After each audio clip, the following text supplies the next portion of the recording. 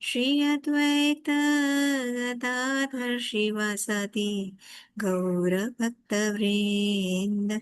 जय श्री कृष्ण चैतन्य प्रभु नित्यानंद। श्री अद्वैत गदाधर शिवासादि गौरभक्तवृन्द। हरे कृष्ण हरे कृष्ण कृष्ण कृष्ण हरे हरे, हरे राम हरे राम, राम राम हरे हरे। हरे कृष्ण कृष्ण कृष्ण हरे हरे, हरे राम राम राम हरे हरे। जय राधा माधव, जय कुंज बिहारी। जय राधा माधव, जय कुंज बिहारी। जय गोपी जन वल्लभ, जय गिरिवर धारी। जय गिरिवर धारी। जय यशोदा नंदन, जय ब्रज जन रंजन। जय यशोदा नंदन, जय ब्रज जन रंजन। जय यमुना तीरावनचारी, जय कुंज बिहारी। जय यमुना तीरावनचारी, जय कुंज बिहारी। जय राधा माधव, जय कुंज बिहारी।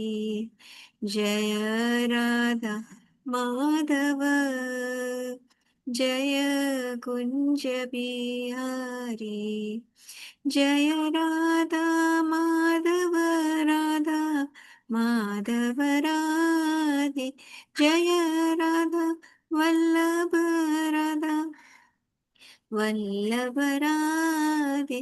जय राधा रमन, राधा रमन राधे। जय राधा कुंज बिहारी, राधा कुंज बिहारी राधे। जय जगन्नाथ जय जगन्नाथ, जय बलदेवा जय सुभद्रा। गौरानिताय जय गौरानिताय, गौरानिताय जय गौरानिताय। निताय गौर हरि बोल, हरि बोल, हरि बोल। निताय गौर हरि बोल। जय जय प्रभुपाद, प्रभुपाद, प्रभुपाद। जय जय प्रभुपाद।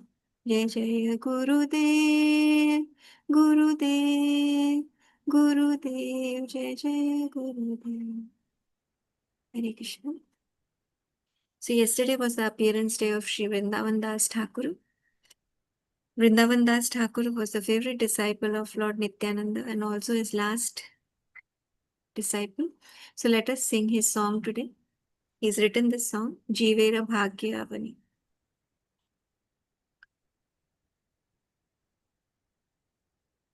जीवेरा भागे अवनी आईला गौरहारी, भुवन मोहन रूप सुनर पुताली. To the great fortune of the people, Lord Gaurahari came to the world, revealing the world enchanting beauty like an idol made of gold. Hari Nam Amrita Diya Karila Chetana, Kali Yuga Chilayata Jiva Chetana. With the nectar tonic of Lord Hari's holy names, He has revived the sleeping souls of the turbid Kali age. Nityananda Advaita Acharya Gadadhara Sakala Bhakata Majhe Saje Pahupara. The most excellent and illustrious Lord, in the company of Lord Nityananda, the preceptor Sri Advaita Acharya and Sri Gadadhar Pandit, shines resplendent in the midst of the devoted train. खोला करताला मंदिर घन रोला भावेरा वेशे गोरा बाले हरि बोला. The khol and the kartals and booming mandiras resound, and Gora, in his ecstatic trance, cries Hari Bol to all.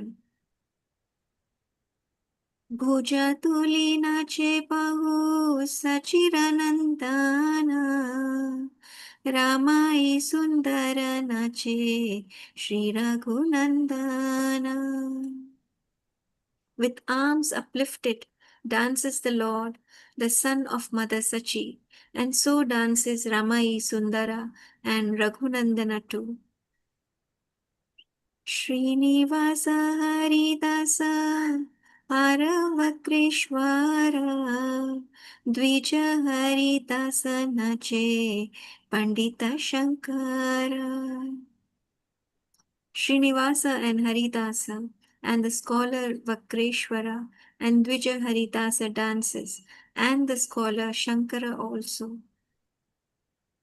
Jaya Jaya Jaya Dwani Jagate Prakasha Anande Magana Bhale Vrindavana Dasa. Jaya Jaya Jaya Dwani Jagate Prakasha Anande Magana Bhela Vrindavana Dasa. Hail, hail, all hail, and yet again all hail.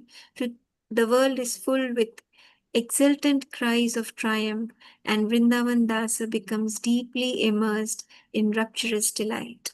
Hare Krishna, Krishna Krishna, Hare Hare. Hare Ram, Ram Ram, Hare.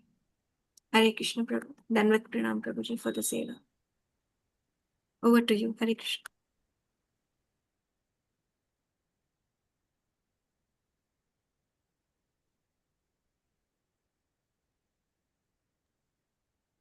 Because do I have to sing that pranami mantra or?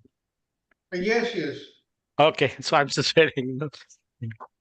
Om, I'll just sing like whatever yesterday pranami mantra. Om agyan timrandasha gyananjan shalakya chaksurunmitam ena tasmai sri guruve nama Sri Chaitanya manobhistam stapitam ena bhutale swayam rupa kadamayam dadati swapadantikam. वंदेहम Shri गुरु श्री युतपदकलम श्री गुरु वैष्णवंच श्री रूपम साग्र जातम सगन रघुनाथम तप सजीव साधुवैतम सावधूतन परिजन सहितम कृष्ण चैतन्य देवम श्री राधा कृष्ण सगत ललिता श्री विशाखाम हे कृष्णा करुणा सिंधु दीन बंधु जगतपते गोपिस्य गोपीकांत राधाकांत नमस्तुते तप्त कंचन गौरंगे राधे वृंदावनेश्वरी वृषभानुसुते देवी प्रणमामि हरिपरे वाञ्छाकल्पतरुभ्यश्च कृपा सिन्धुभ्यश्च च पतितानां पावनेभ्यो वैष्णवेभ्यो नमो नमः श्री कृष्ण चैतन्य प्रभु नित्यानंदा श्री अद्वैत गदाधर वासाते गौर भक्तवृंदा हरे Krishna Krishna Krishna Hare Hare Hare Ram Ram Ram Hare Hare. Is that okay, Prabhuji? Yes, yes, yes. Is that okay, or you want me to go ahead with the? No, it's okay. Whatever you feel like, okay? Whatever, it's okay. Yeah. So before I start, I'll say that Narayan Namaskrityam. That I will do that. Okay. So let's Okay. finish that. Yeah.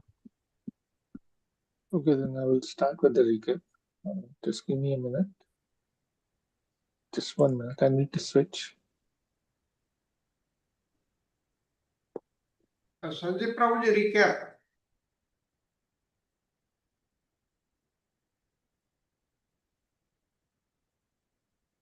Hare Krishna, am I audible? Sanjay Babu, cannot hear you. Is it better now? Yes, yes, now it is. Yes, Okay, Prabhu. okay, Yes, now okay. better. Hare Krishna. Okay, okay. Hare Krishna, dear all.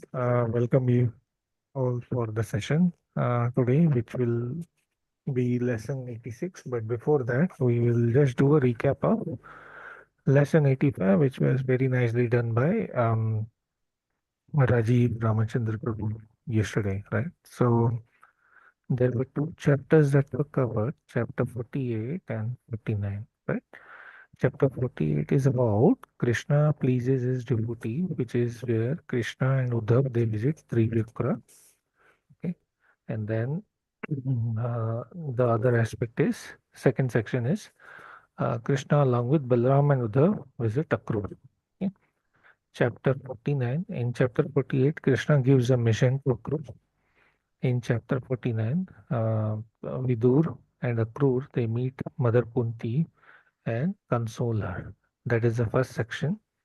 And second section is Akrur, he meets Dhritarashtra, who and he gives very good advice to Dhritarashtra. And then, despite of that, Dhritarashtra is not able to follow because of excessive attachment to his evil son Duryodhan. And then we also analyze how yesterday, like many of us, including me, definitely felt that there is Dhritarashtra within me, which is not allowing to take a good advice or good counsel completely from Sadhu Shastra Guru. Right. So we continue. This I think we did the breakdown. So we'll go deeper. So now we are on slide 3. Here we see that how Krishna is visiting Trivikra. Trivikra is our Kubja. She is now beautiful. She has been waiting for Krishna. She tries to invite Krishna for a very, very intimate union. The key word here is she wanted to unite with Lord, but in a very, very exclusive way, to the state that no one else should she like Lord should unite only with her and no one else. So that was slight like it's a very elevated mood to unite with Krishna. That's a very, very exalted. But the fact that she's thinking only about her is where the acharyas highlight that should not have been the case. However, it's much, much higher and exalted state. And then Krishna rejects that plea that we will do see on the second slide. So let's start with the questions here. So I have a question for this slide. The Lord has extraordinary ability to be present in multiple realms. What does that exemplify and what does that mean to the devotee? How does that help the devotee? It exemplifies that Lord is omnipresence and omniscience. He knows everything, and he can be at more than one places, various places at one time. And this shows that it's a message to the devotee that Lord will always come to a pure-hearted person who sincerely calls the Lord without any compromise. It's a promise that he will always fulfill a pure devotee's wish. Correct. And that will be done without compromising his divine essence. Okay. So he maintains his Prabhuji. divinity, Yeah. that is always there. So here he comes to fulfill the desires of the Trivikra. But yet he is totally the Lord, completely aloof from the three modes of the material nature. Rather, they are under his supervision. Okay. Then the next question. Along with Krishna, Uddhav ji is there. Trivikra offers the seat to both Krishna and Uddhav, but Uddhav ji chooses to sit on the ground. Now, what does that signify? Hare Krishna Prabhu. Yes, Sakshama. हाँ प्रभु जी.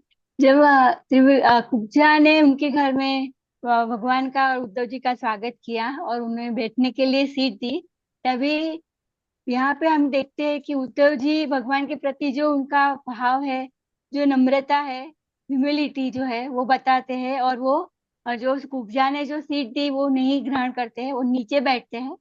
वो बहुत ही मतलब ये जो गुण है वो हम सबको भी लेना चाहिए. ह्यूमिलिटी बताते हैं यहाँ पे. Very good. Like we might get lot of situation where we might be offered a seat which is equal to the guru, or opulence which might be equal to guru or something. But we should always consider that ourselves as a servant, and as Prabhuji nicely told us yesterday, "Nadapi sunisina, tarorapi sahisuna." So this humility is a thing we have to tie in our neck, and then that is our affordability. That is the biggest asset, biggest asset. So we have to focus on that. Thank you, Mataji. Very nice. Then we went through the different themes. As we said that Trivikra, she approaches Krishna for intimate union, but Krishna, he denies that. He refuses that. So what does that explain to us? Hare Krishna Prabhu. Yes, ma'am. Actually, it says as even though he is Supreme Personality of Godhead, Krishna makes sure that he's very careful about the societal norms, and he's also valuing the human emotions. And so what happens is, even though there are personal desires which are valid, but he has to see the broader consideration of the community, because otherwise they will all talk ill about the whole Correct. situation. So that is why. Correct. Thank you. Correct. Yeah. Thank you, Lalita Mataji. I just wanted to add अपने one more. अपने लिए नहीं सोचना चाहिए, खुद के लिए नहीं सोचना है, सबके लिए सोचना है, ऐसा प्रभु जी। Correct. Yeah. Correct, Mataji. We have to think. Prabhuji, Yes. Yes, Prabhu. Yes, Prabhu. yeah, so I remember, our Guru Maharaj, Gopal Krishna Goswami Maharaj, many years back, we had a Rath Yatra, and in one time it happened in tent, all the ladies, Matajis were there. He did not like that.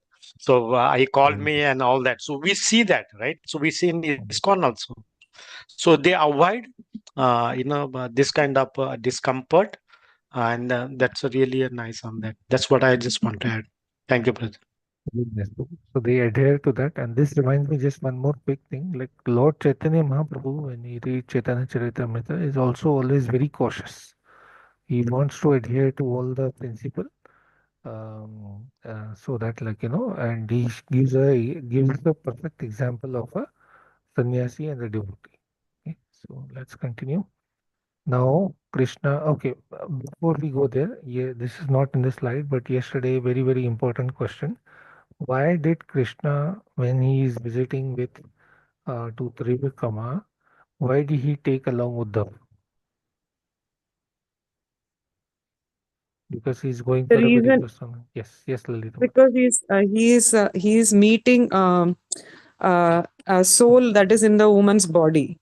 And also society, when opposite gender, he is very, very sensitive to all this situation. Krishna is teaching us a lesson, like how one should conduct ourselves as per the societal norms, and is very cautious about it, saying that, like, Uddhav is going to be there, so he's going, like, he cannot go as a single person, because, and then what happens is Trivakra is already having this lusty desire, so he's very cautious about it. Very nice, perfect, Mati. So to check her, advances, because Krishna knows what's gonna happen, and also to maintain the societal norms, and to balance that, then Krishna takes Uddhav along also. So very deep learnings for us here, that we have to be very thoughtful and careful in our interactions across, as parents, as teachers, as leaders. So whatever we do, there are always eyes watching us. So we have to carefully set that example. So then we move to the next part. Uh, Krishna's mission to Akrura. I will try to be fast here because we have to handle quickly. So what is the crucial mission that Krishna has entrusted to Akrura?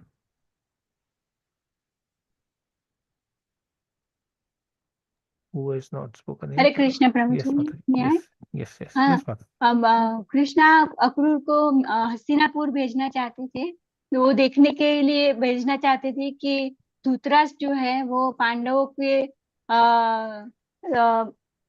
पांडवों को अच्छे से फेयरनेसली मतलब treat करते हैं कि नहीं करते हैं, उनको जो उनका हक है वो देते हैं कि नहीं देते, वो जरा तपास करने के लिए बोलते हैं कृष्ण कि आप जाइए और तपास करिए।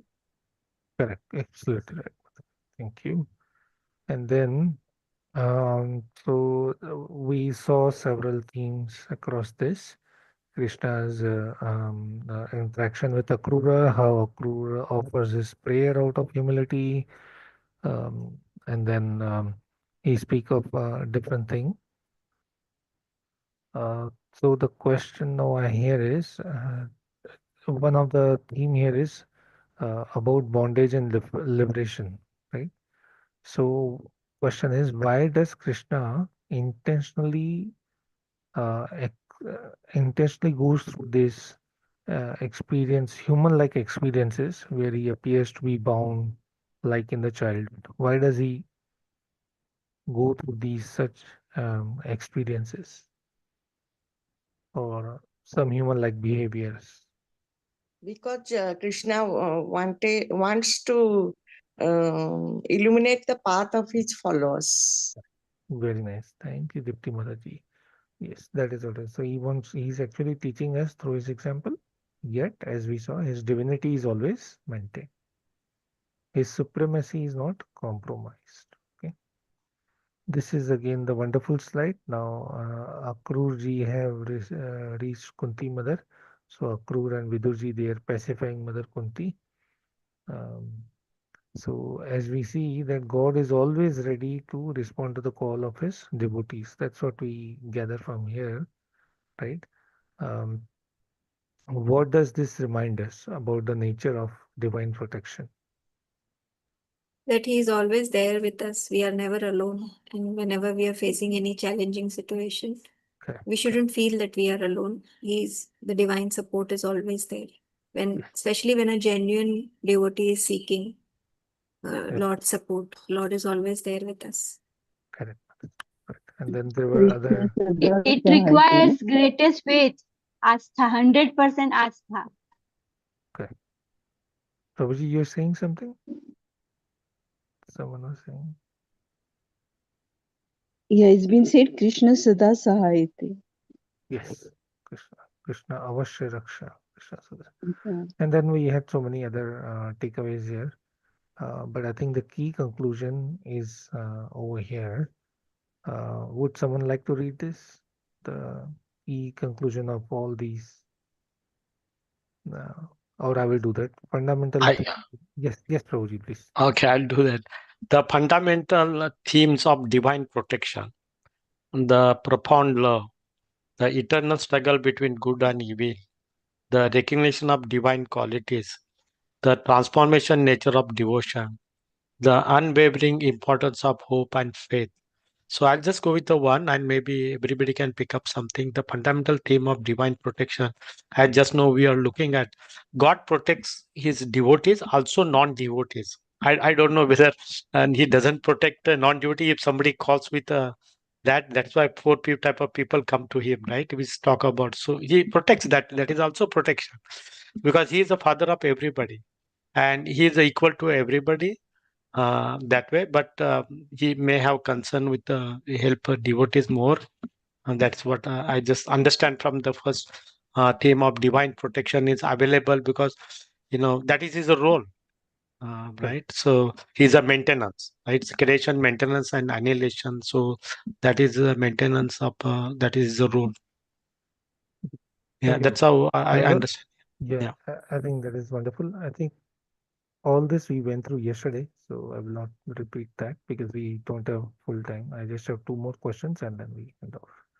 So then the next thing is going to Dhritarashtra, teaching him, that is Akrura. He gives him all the advice, but he is unable to follow. Why? Because he is too attached to his son or unrighteousness.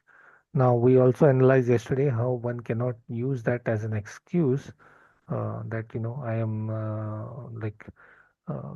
I'm being given this by Krishna. So there is different situation. For us, we are in the modes, so we have to come out of it, right? Through the practice of devotion. Okay. Then the so many questions, wonderful questions out there. We went through each of these, I think. Now, the last thing I wanted to ask is there was a key thing when Krishna went to Akrur, he went along with Balram and who's this? Uddhav. So why did he take Balram along? We discussed that as an important point yesterday. Does anyone remember? Yes, Prabhuji explained yesterday that Oh. one is because it was a political situation, and that Lord Balramji had a soft corner for Duryodhana. So Lord Krishna wanted to take Balramji along so that he could see that the true face of Duryodhana. Correct. So that he could highlight to him what is happening to तो Pandava. मुझे एक दूसरा point भी mind में आ रहा है, बता सकती हूँ? Yes, Mataji.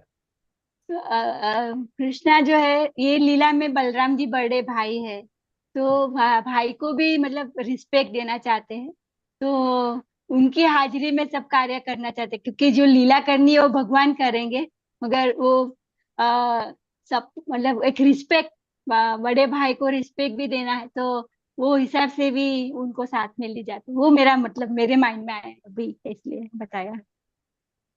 Yes, Auntie. I think that's a wonderful addition. That Krishna, as we say, he respects all the societal norms.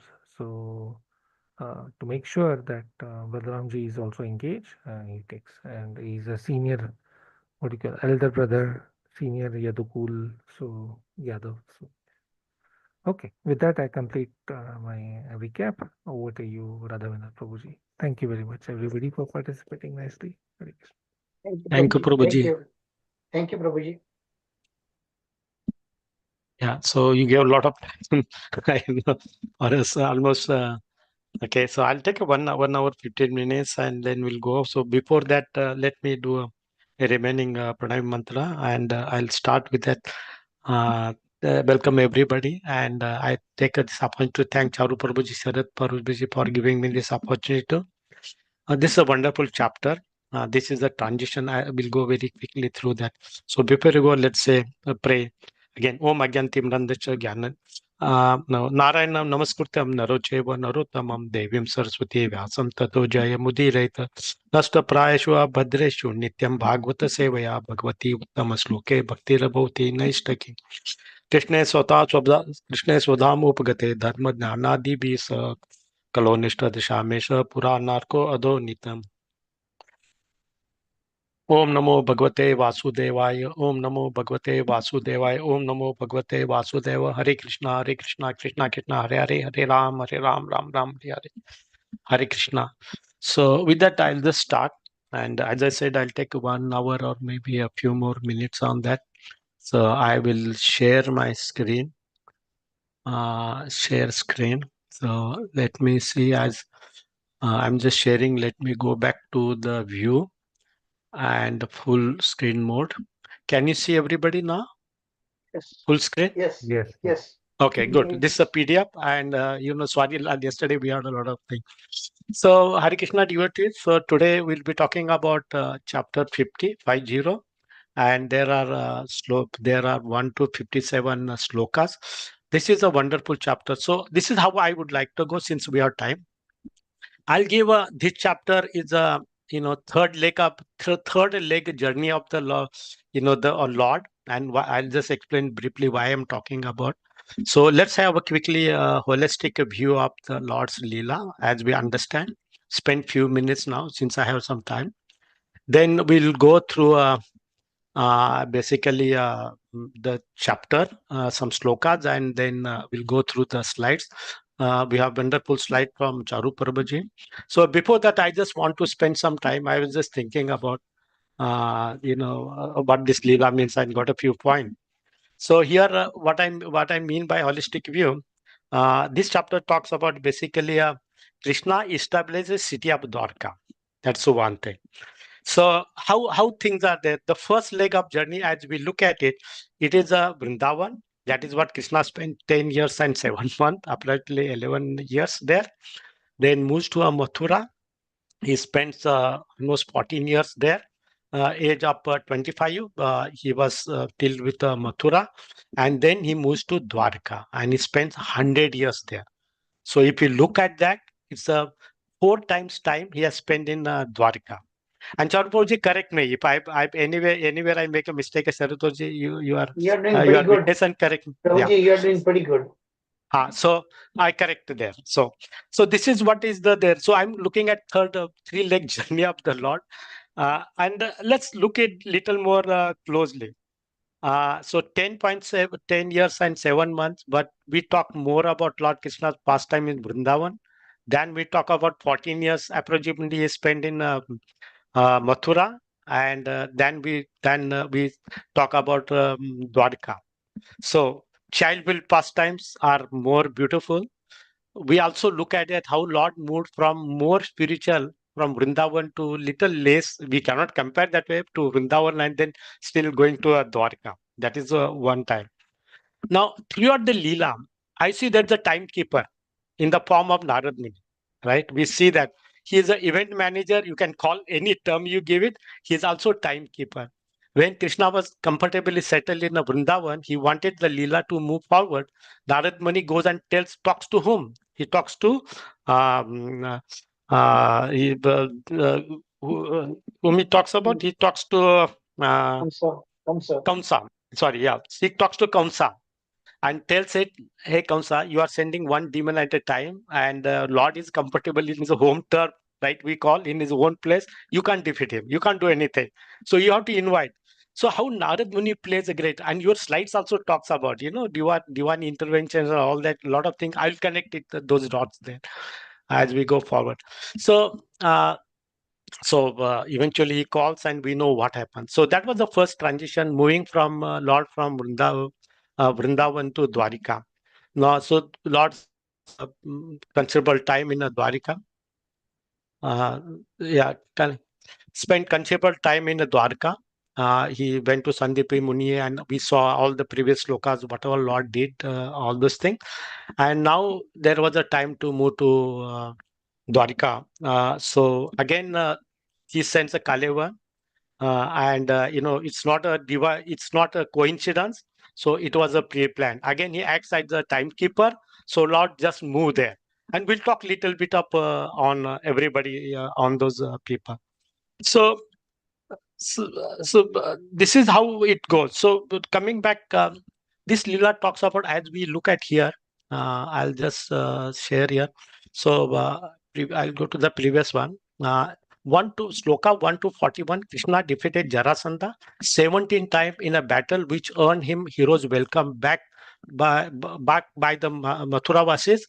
But also, and the next one, but then faced with the dual threats of Jarasandha and Kalyavanas, combined armies of multi-actiony division, Krishna had built the city of Dwarka in the sea to protect the Yadus.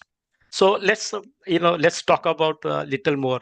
So in the second, we see Krishna is not only first we see 16 time he defeats the 16 time, and then 18 time he just run away. And again, there's a name called Ranchod.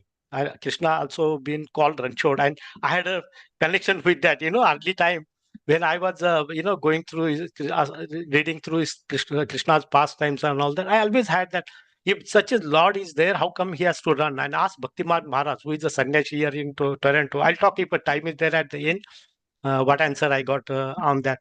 So Krishna also got a nickname. Krishna's names are Sahasra names based on his leelas, based on his form. Many things are there. So one of the name he got is that heroes welcome back to the Mathura, but also you can look into that Ranchod. He runs away from that. The same Krishna teach. Um, Arjuna lesson in a battlefield of Kurukshetra, you know, context may be anything. You cannot leave a battlefield. If you die, you go to the heaven. If you win, that you enjoy and all these things.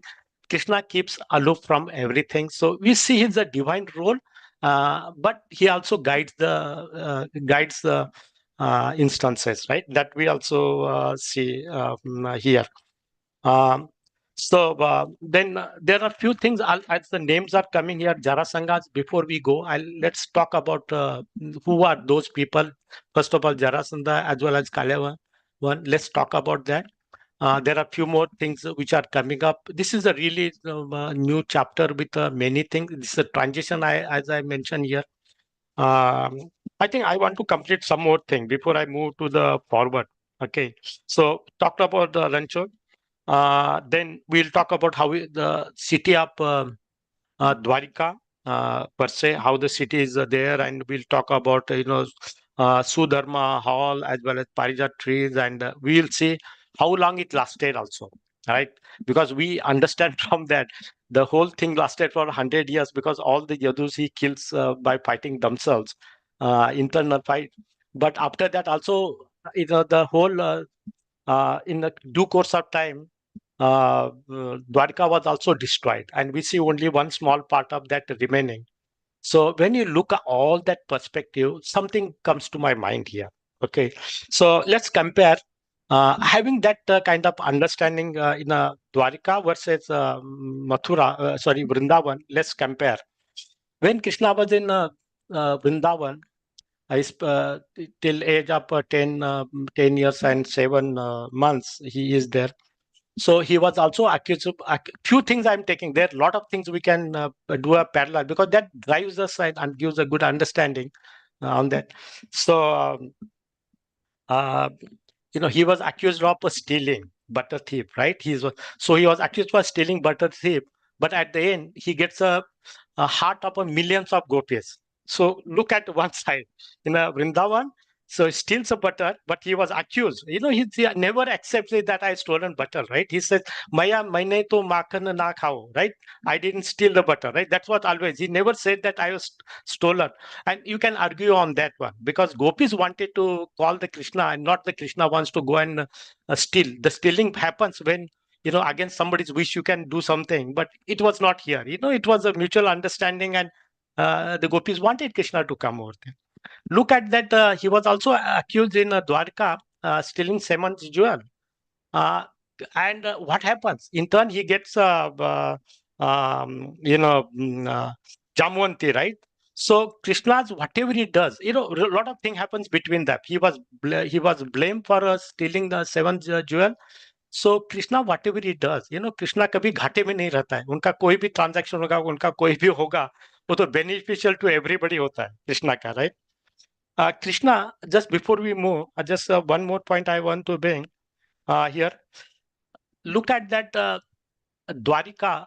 Krishna, after 100 years, when he was to conclude his pastime, right? He picks a fight between them.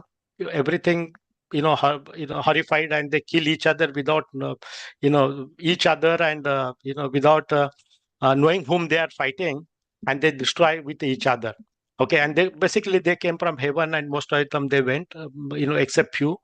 Whereas in Vrindavan, Krishna makes sure all the gopis are packed up and they are sent to Nijadham, and then only he leaves. So you can see how he acts with the both. Time to think. This is the time. I'm just bringing all of you are so nice here. I'm just bringing here on that. So with that, lot of comparison we can do as much as we want. Now let's go to the characters here. Okay, Jarasandha's name is mentioned. Let's talk about who Jarasandha represents. He is a son. He is a king of Magad and son of Brihadrata king. This king Brihadrata, his father, married to a twin daughters of Kashi king and had no child. So he prays to the Chandra Dakshika sage, and he gives the fruit, and that fruit he cuts into two and hands over. All our leelas are unbelievable. You don't hear in any religion or anywhere. So it's out of the world, out of imagination also. So one fruit he cut gives to two, and both give half of the babies, right? And the babies are born, and the king says he was morose, and what can we do with that? With a great heavy heart, he asks somebody to dispose of, and then Jara happens to be there. It's not a coincidence. Lord connects how he connects the dot. It's unbelievably.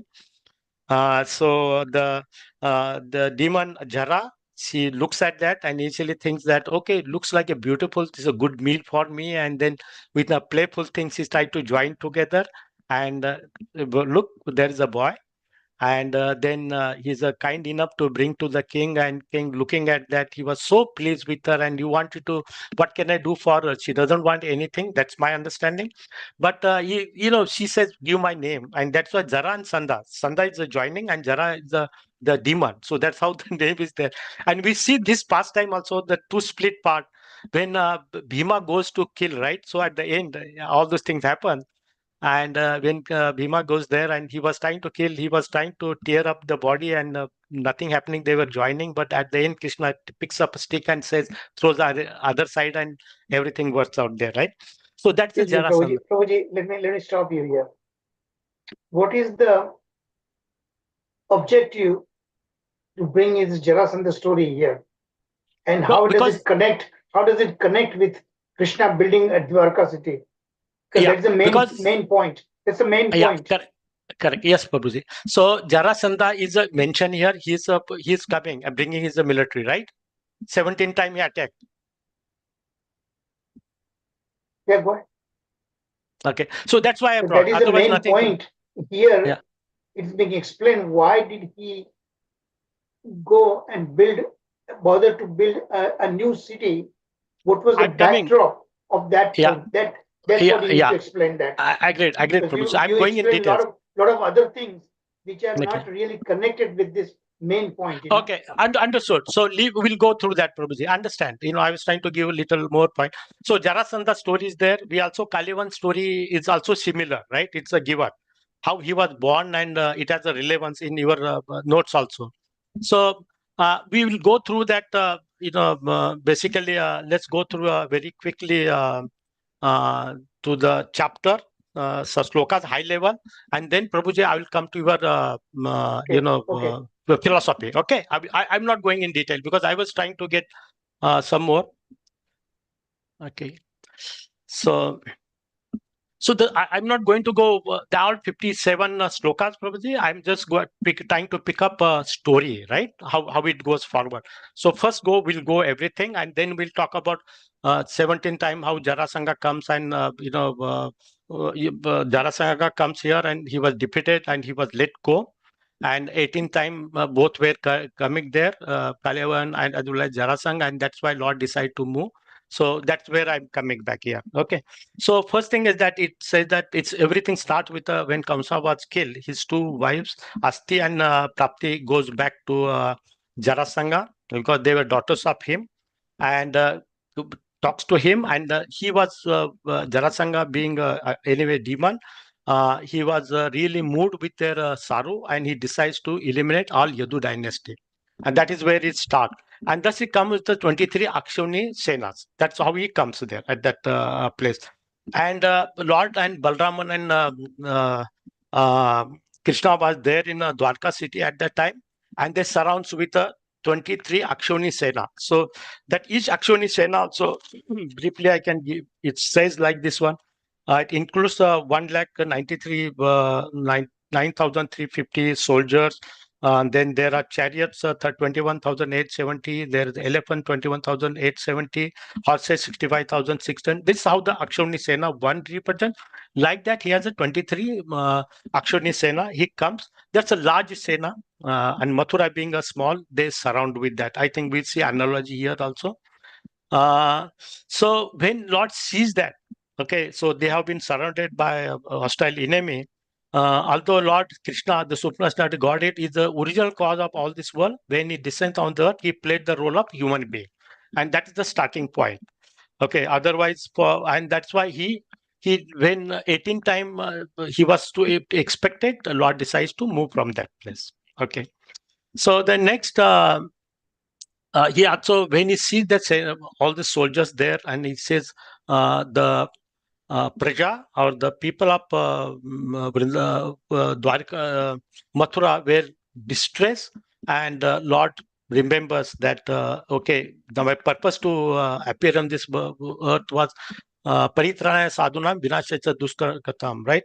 Dharma Satapanada Sambhavami Uge Uge. That's what he remembers. So my duty is to eliminate all the accused, right? And all those people. So burden of the earth. That's how it starts, and he decides to take it on Jarasandha. So he talks to Lord Balraman. I'm leaving some slokas and going through that, and he says, "Look, he addresses him. You are the protector of Yathus." To Lord Balrama. Previously, we saw that how he treats elder brother, and says that you are protector, and now the enemies of Jarasandha are there. So at that time, chariot from from the spiritual world descend along with the chariot driver and the weapons, and both of the Lord decide to take them and go and face the Jarasandha's army.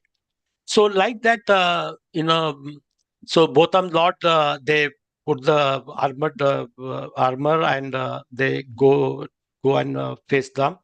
And when they go, Jarasandha sees them. Okay, so let me go to the. Okay, first we'll go through the story, and then Prabhuji, I'll come to your slides there.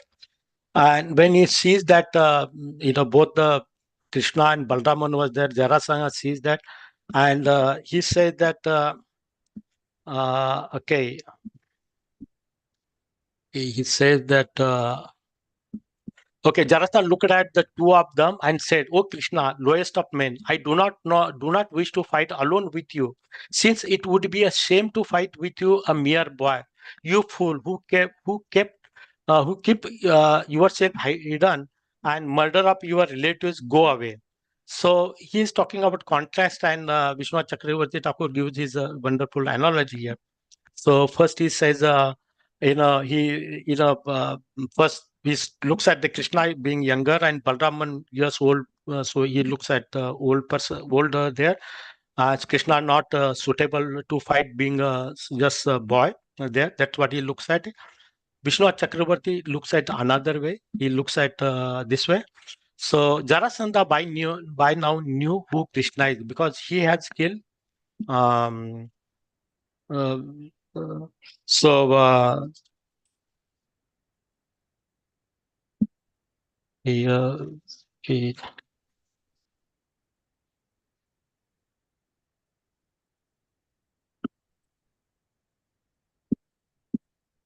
he has killed Kamsa. Okay. He has killed Kamsa. So not ordinary. And then three things he mentioned. First thing he mentions that you are uh, you are not an ordinary person. You are uh, he calls it. He uses one word. You are the supreme of all the living. That word is there. She also says that your son is a Brahma, and so you are God of God. And third thing he talks about, I'm sinful person, right? So how can I fight with you? That is about with the Krishna. Coming back to the Balraman, Bal is a strength that we understand, and he also tells you come and fight with me, and I will kill you. You'll go to the heaven, or if you die, go to the heaven.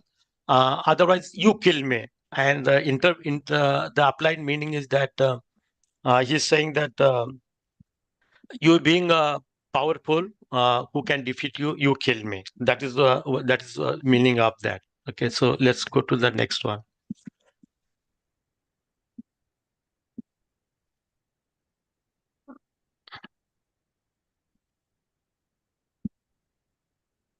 Okay, so and then there is a conversation that Krishna says that real heroes do not gossip and they fight. There's a very nice word here. And he said that we cannot take seriously the words of one who is full of anxiety and who wants to die, because the dying person, so you can't accept that word. That's the meaning of. So Sukdev Goswami said, just as he is giving the analogy, just like a sun is covered by a cloud, or the fire with the dust, like that Jarasandha's army, we have seen 23 Akshuni Sena, and Krishna, when he goes out, he had a very few soldiers with him, except there's the two lords. So the analogy is that they have been covered all four sides by great, army of the Jarasandha. So, okay, so Krishna goes and start fighting, and he shoots arrow one after another. Analogy is given just like a fire, like a ring, like that arrow is going one after another, and his um, he eliminates Jarasanga's army, and stage comes only Jarasanga was left out with the last breath. Now here, the description of after the war is a mention is a really vivid. It talks about with the arrow how the elephant head was torn into two parts and they died. How humans' head were lying there. It also talks about horses' heads. It talks about chariot wheel and analogies are there. Just like a elephant looks like a river, hundreds of rivers of blood everywhere. In that blood, he looks at elephant body like islands there, like man's head like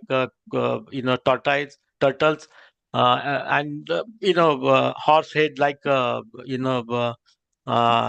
it's crocodiles, like that analogies are given. It's a vivid description of the battlefield there. So again, what is the difficult for the Lord? He is single-handedly Lord Balraman and Lord Krishna. They destroyed the 23 Akshoni Sena of Jarasandha. So it is a mention here that he is a creator, maintainer, and destruction of the three worlds, and he possesses all spiritual qualities. So hardly it's amazing that he cannot destroy. Again, on that, Vishwanath Chakravarti talks about very nicely. He said that he said that all these people, human beings, they are insignificant in compared to the Lord. But unless until Lord enjoys, why he fights with them, and he comes in the form of a human being because he wants to present that he is one of them, and that is how when he kills, sages also glorify, and the people in general also glorify. Okay, so like that.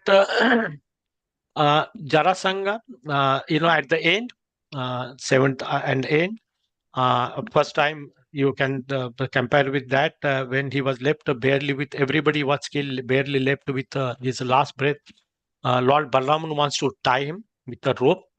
Lord Krishna has a different plan, and he tells him let him go so that he can bring more and more people. So by remaining in one place, he can bring up a lot of people and destroy them. So you can also look at this one. Okay, 17 time he was let go, and again there's a discussion on that on the way for Kshatriya. Killed on the battlefield is a glorified, but let him go. It's a more than worse than death, and we see Ashwatthama's story also there on that. So. Uh, but he was morose, but Lord has a plan, and so he let him go. On the way, his friends and they console him, saying that why you are getting morose and all that. This is a destiny and a fate, and you are nothing to do. When we go to slides, we'll talk in more details on that. So it is your karmas only, your prarabdha that has happened. So win or loss is a part of that. All those things are there on that. So we look at here, Jarasangh 17 time question can come into our mind also. Before you go to the slide, that how, why 17 times? Why not 5 times? Why not 2 times? Like that can come. So you can see that as I look at, and Prabhuji correct me on that, Krishna, when he was in Vrindavan, every day morning when he should take the cows, before lunch, some demon is to show and he is to kill. And the rest of the day, when they is to come back and there is to be discussion, entire city, town, about Lord Krishna's glories. Here also, it was not a straightforward. Krishna was going, the people were in a distress form, and Krishna was shown as a protector. First time he goes, and he kills everybody and comes back. How he was welcomed back into the town. back into the Mathura. All the details are described. Everybody comes, and there was a festoon, and there was a celebration, and there is a a lot of discussions are given on that. So one time he goes, he comes back, he wins. There is a faith in the Mathura Vasis that Lord is a protector. They glorify. We see it totally. Maybe if you look at that 14 years, Jarasandha came 17 times. Even if you take it 18, he was supposed to come again. Maybe in a year, less than 1 year, he was coming and attacking. So this ritual was going on. So every time when the people were in a distress or he was coming, the Jarasandha was coming, and Lord was protecting more and more. Faith was developed in that. This is what I look at it. Just like in a Vrindavan, they had a faith in him that Lord will protect. This was also purpose of the Lord. We don't see a people complaining in Vrindavan, and we don't see the people complaining in a Mathura also. So nobody complained. Everybody was comfortable. So we see the Lord how he takes care of his own people, right? We see that. So this is what happened. And as I mentioned, then also one more point here is a mention that when Lord went for a war and women were more keen, they moved out to the watchtower and seeing that Lord, they had a more connection than men. Vishnu Chakravarti Thakur also mentions that when he comes back again, they with a broad open mind, they welcome everybody. Welcome. So this continued for 17 times. I look at it 17 times. Lord, they went to turbulence. Lord protected. So again, this built up and faith that was there. 18 time we saw that as Jarasandha was to come at that time. We see that um, Kalyavana also joined. He comes and he comes with a 30 million barbaric soldiers, 30 million. And Kalyavan also he's a barbaric there. So he comes with a 30 million and he surrounds the city of Dwarka. So Krishna and Balraman, they think, anyway, this is the time that Jarasandha will not leave this opportunity. He will also come. Not Dwarka, it was Mathura. Mathura, sorry, Prabhuji, Mathura. So Mathura, see, he will come. If not today, tomorrow, anytime he will come. So here, arriving at Mathura, this Yavana laid a siege to the city with a 30 million barbarian soldier. He had never found a human rival. And why he came back again, just now I mentioned that he was instigated by, Narad Muni that we saw about, right? I just mentioned on that. So here it said when Lord Krishna and Lord Balraman saw Kalyavan, Krishna thought about situation and said, great danger now. Threatens the Yadus from two sides. Okay, Kalyavan and the expected of Jarasandha. So there was consultation between them, and Krishna decided to, protect. His primary responsibility was to protect Yadus there, and instead of, there's also discussion. Both of them are busy with fighting with Kalyavan. Meanwhile, Jarasandha comes that maybe he will kill some of Yadus, or he may take them to his place. All those things details are there on that. And thinking of that, they decided to move their entire city to Dwarika. So the description of Dwarka city is given. Such a beautiful city, as I mentioned. So in the construction of city, there was scientific knowledge and architectural skills of Vishwakarma. It's a nicely laid out city. 12 yojan miles or dimensions are given. There are wide avenues, commercial road, courtyards. Everything was done. Would be like in Vaikuntha or some other places.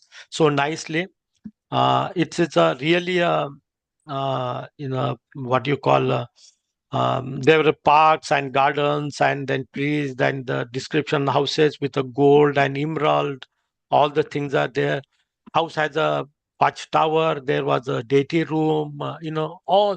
It's a perfect with, it says that filled with the citizen of all four social orders. The city was especially beautified by the palaces of Sri Krishna and the Lord of Yadus. So such a city was built. Then when the city was built at that time, Indra, pleased with that, and there's a nice words we can see here. Indra gives the Sudharma Assembly Hall and Parijat. So he gives both of them. It is mentioned in Sudharma Assembly Hall. There are two things. One is this assembly hall. It is, all those who are so assembly hall standing within which the mortal man is not subject to the laws of mortality. And what it indicates is basically there's a six, pangs of miseries, and those are there in the assembly. But also, Prabhuji, it doesn't only mention that assembly, but entire Dwarika. That's my understanding. You correct at the end if that is how it is there. So one of them is hunger, then hunger, thirst, lamentation, illusion, old age, and death. Right. So they were protected from those six. Okay. So that is how city was there, assembly hall and the city. Then other gave us like Varuna offered horses as swift as a mind, and other Kuber also gave 8 mystic treasures. So everybody gave, and the reason given here is that because the Lord has given those responsibilities, the roles to them. So this is the time to show gratitude to the Lord. That's what one. Lord was to live there for 100 years on that.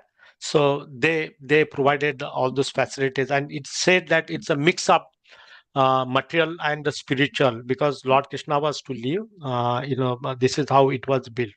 So with that, this is the story I try to go through. So we want to spend more time on that slides. So let's continue with the slides on that. Okay.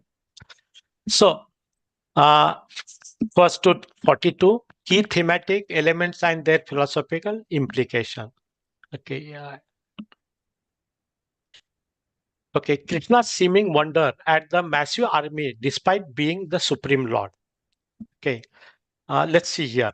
Krishna observed the Jarasandha's massive army of 23 Akshoni Senas, right?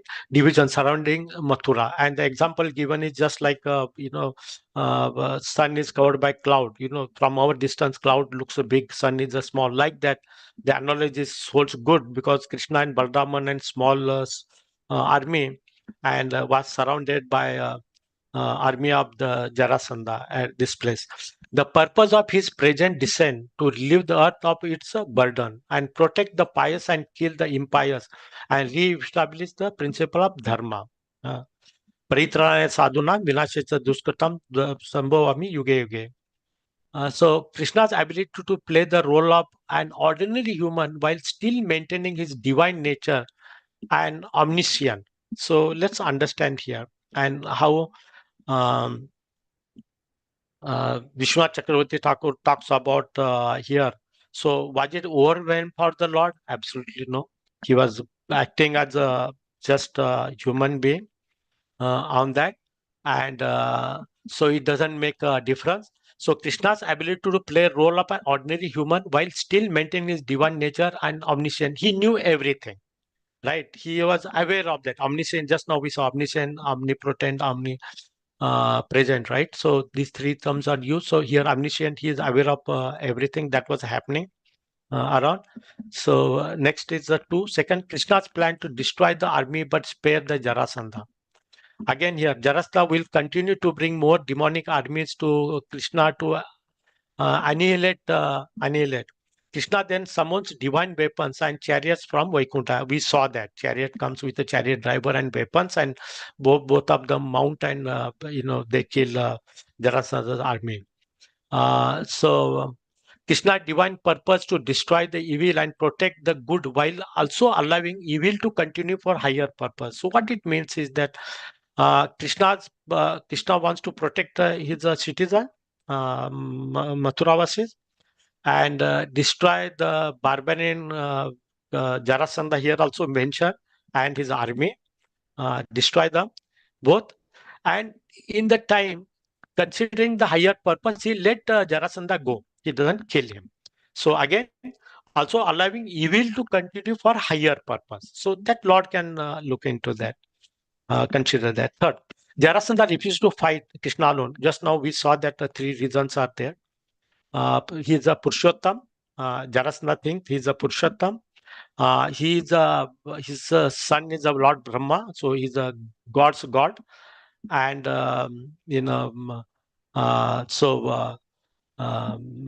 and he himself considered he is insignificant and sinful, so no match, right? That's what is considered here. So here, Jarasandha's word contains deeper spiritual meaning. Two meaning are there. One is, hey Krishna, you are small. I don't want to fight. It's an insult to me. He also mentions you hide in a Vrindavan. And third thing he also mentioned, you kill your relative. That is a, you know, um, Kamsa. You kill the Kamsa also. That's what he's mentioning, right? Protect the good one.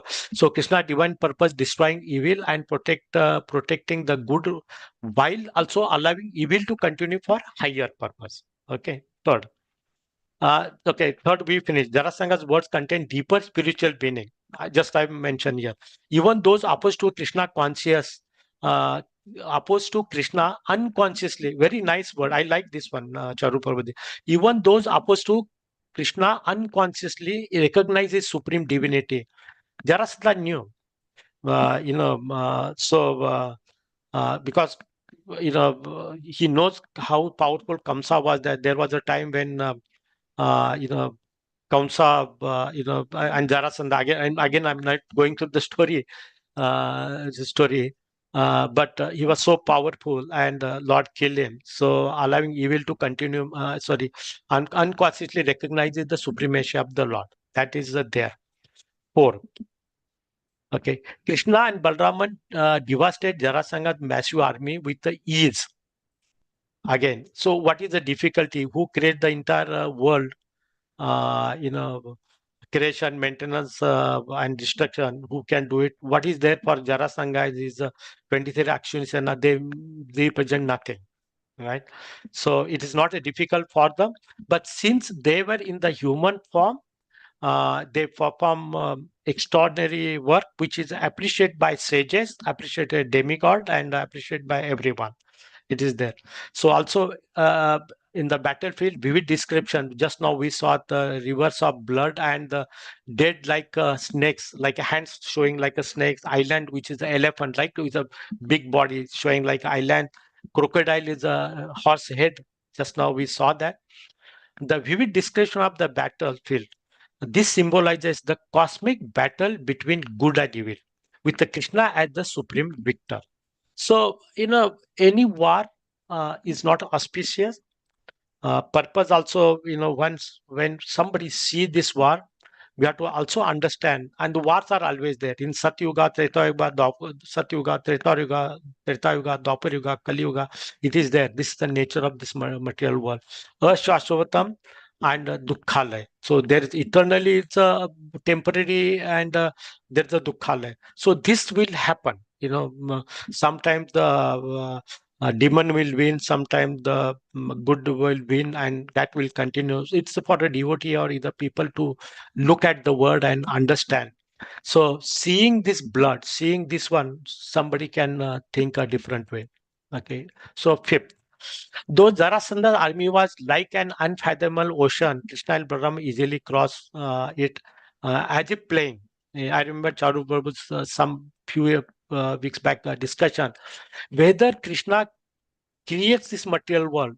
He is in a what you call sleep, or nidra, right? He creates the material world. What is there for the Lord when his eyes are open and when he's killing there? What is the difficulty for him?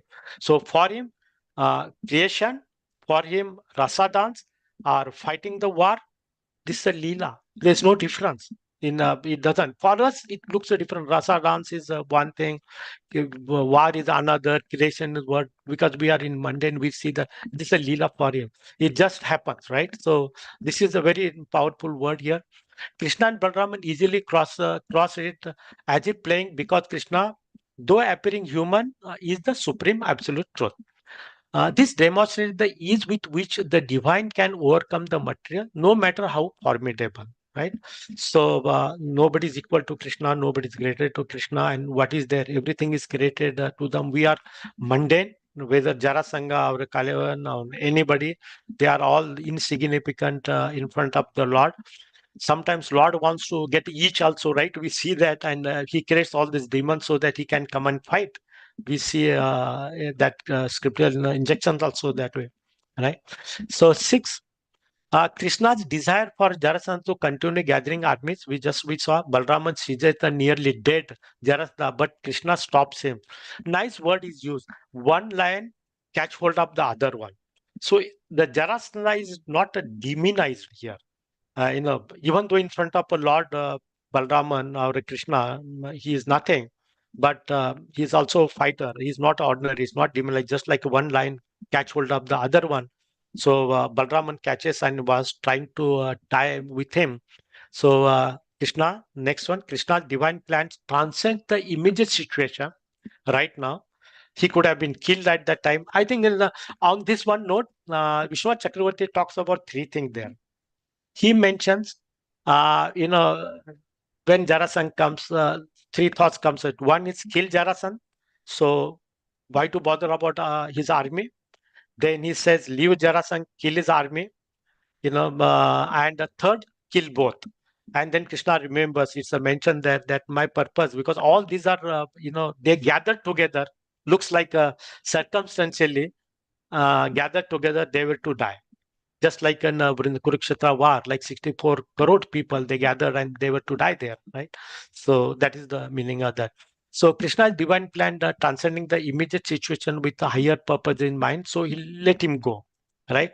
So at the end, he kills all. Jarasandha was killed little later on, right? Bhima comes and kills that. We see that. 7. Jarasandha's friend, philosophic and consolation.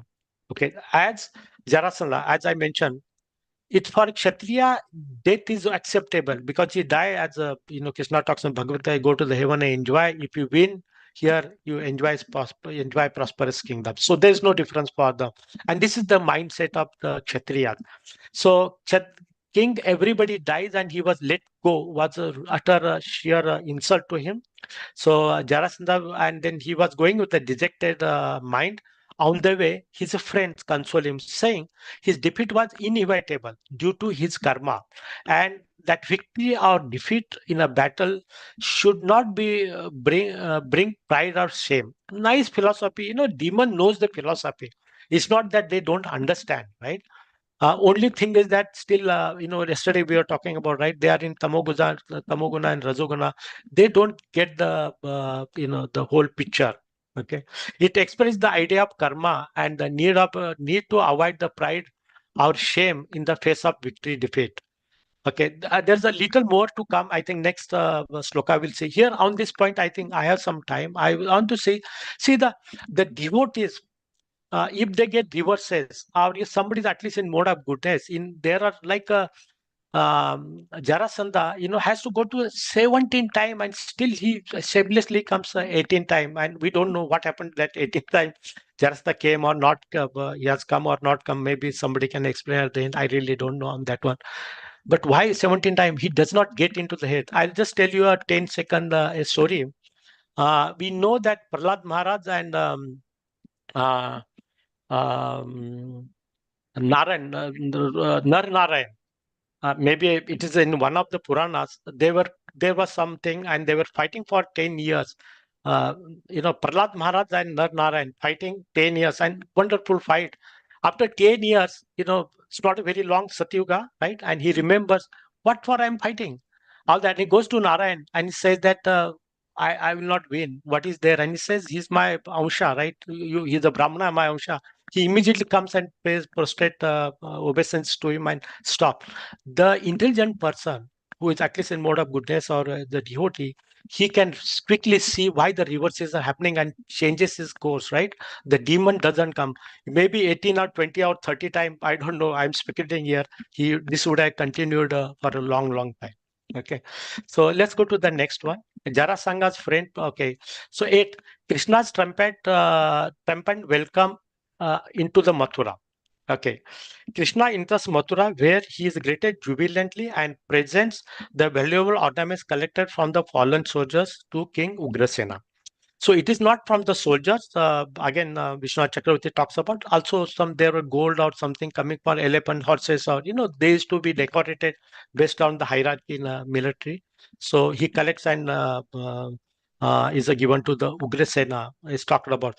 This symbolizes the ultimate victory of the divine over the demonic and the rightful restoration of the proper order dharma. That's why Krishna appeared here, right? So. Uh, Triumphant welcome, Mathura Vasis. I was just mentioning some time back. Look at the Krishna in Vrindavan was every day killing one demon and coming, heroes welcome, and everybody is waiting, and they were talking about him. Similarly, could be 17 time, they were put into distress. All the Mathura Vasis and Lord was, they were looking at him. He's a protector, and they were connecting with him, right? I will see at the end. I think where I'm connecting. Maybe one of the slides I'll see that. So here, overall, these thematic elements convey profound philosophical ideas about the nature of the divine, okay, protection, the relationship between the material and spiritual. Here, Lord is spiritual, but he is guiding the material realms, and the workings of the karma and the ultimate trump of good over the evil. Because again, Bhagavad Gita talks about where there's a Krishna, there is a morality, right? And where there's Arjuna. So in this case, Balraman, whatever you take it, when Krishna is there, everything is a dharma, right? So nothing goes on that. So I think that we completed 1 to 42. Now go to next one. Slokas 43 to 50 to second part of that where Mathura is moved to Dwarika. Okay, this narrative weaves together the themes of divine intervention, valor, and strategic power, prowess of Krishna within the larger context of the epic battle faced by the Yadavas. Right. So both armies came together. Divine intervention, because that is the purpose. We saw that Krishna protects his progeny, his devotees.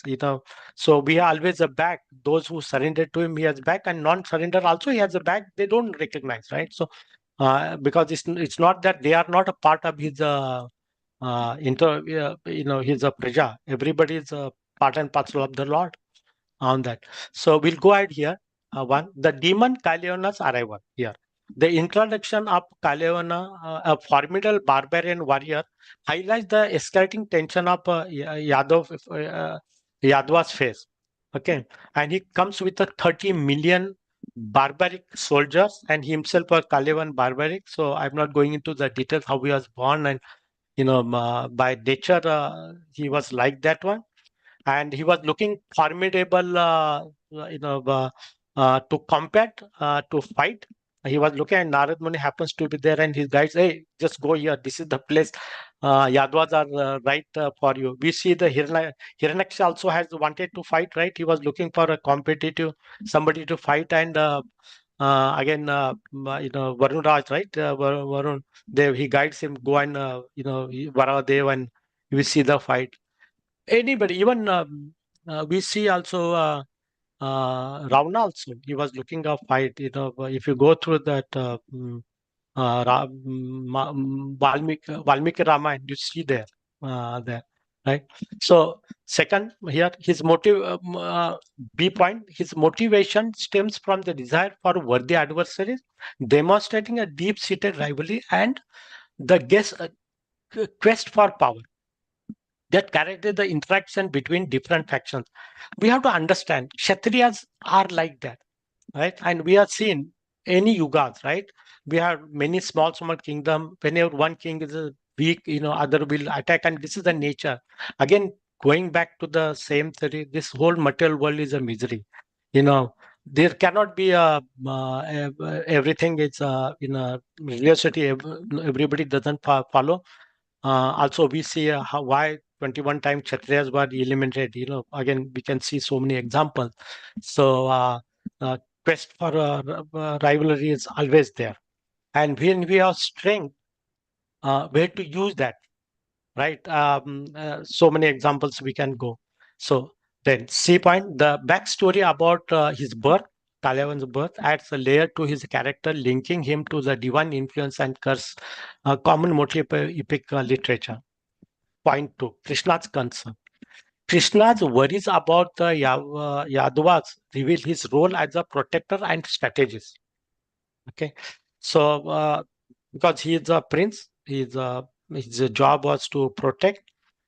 Even though he gives the credit to Lord Balraman, all Yadus are you've been protected by depending on you. He says in a previously, right, protector, and he's a strategist. Is not only protect. So what next, right? Protect, but what next? How to protect eternally, or from that moment plus future, right? Protection.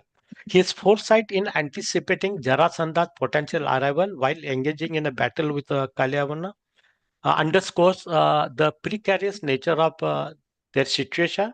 Okay, this dual threat emphasizes the urgency and gravity of their circumstances. Right, urgency because both were come, and gravity, it was magnanimous. The 30 million and 23 Akshoni Sena, hope he would have come with the same like previously came with the 18. That would have come. All right, so then second part comes. So Lord decides to protect. How he protects? He has his own way of doing it. Construction of Dwarka city.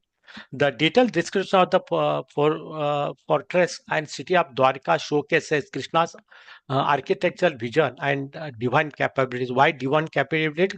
Because again, Sudama Assembly Hall was born. Everybody participated, considering Krishna will live there. Krishna is a divine. He will live on that, and so it was meticulously planned and executed. Opulent city, on because Lord lives in on reverence there. He has 16,108 queens and other people also there. Huge city was required, and details are given in that. So the meticulous measurement and description of the material convey the grandeur of the city, making it a fitting abode of Lord Krishna and reflects his status. He is a Lord of the universe. So why he cannot have such a, in a temple itself, we see deities. We try to give a chappan bhoga. Why not more also, right? If we can afford, we can give more than that. We want to build a best temple in a house also. It is said we should give the best room that is available in the house, right? It belongs to the Lord.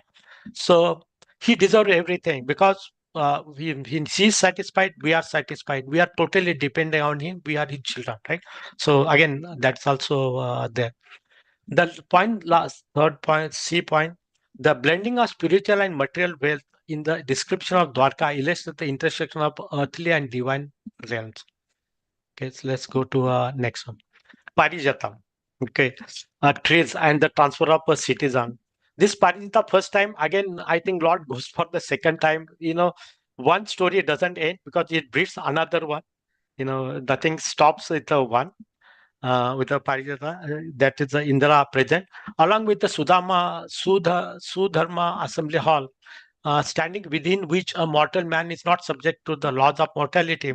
Indra also gave the Parijata tree. There are the symbolic representation of divine blessing and the fulfillment of desires. Okay. So we see that, why they gave, different, because the role given by the Lord, there is a gratitude. I just mentioned, right? So as a token gratitude, different they because they came and they gave, to presented to make the Lord comfortable. B. The miraculous transfer of the citizen to Mathura to Dwarka by Krishna further emphasizes his divine authority and the theme of protection for his devotees.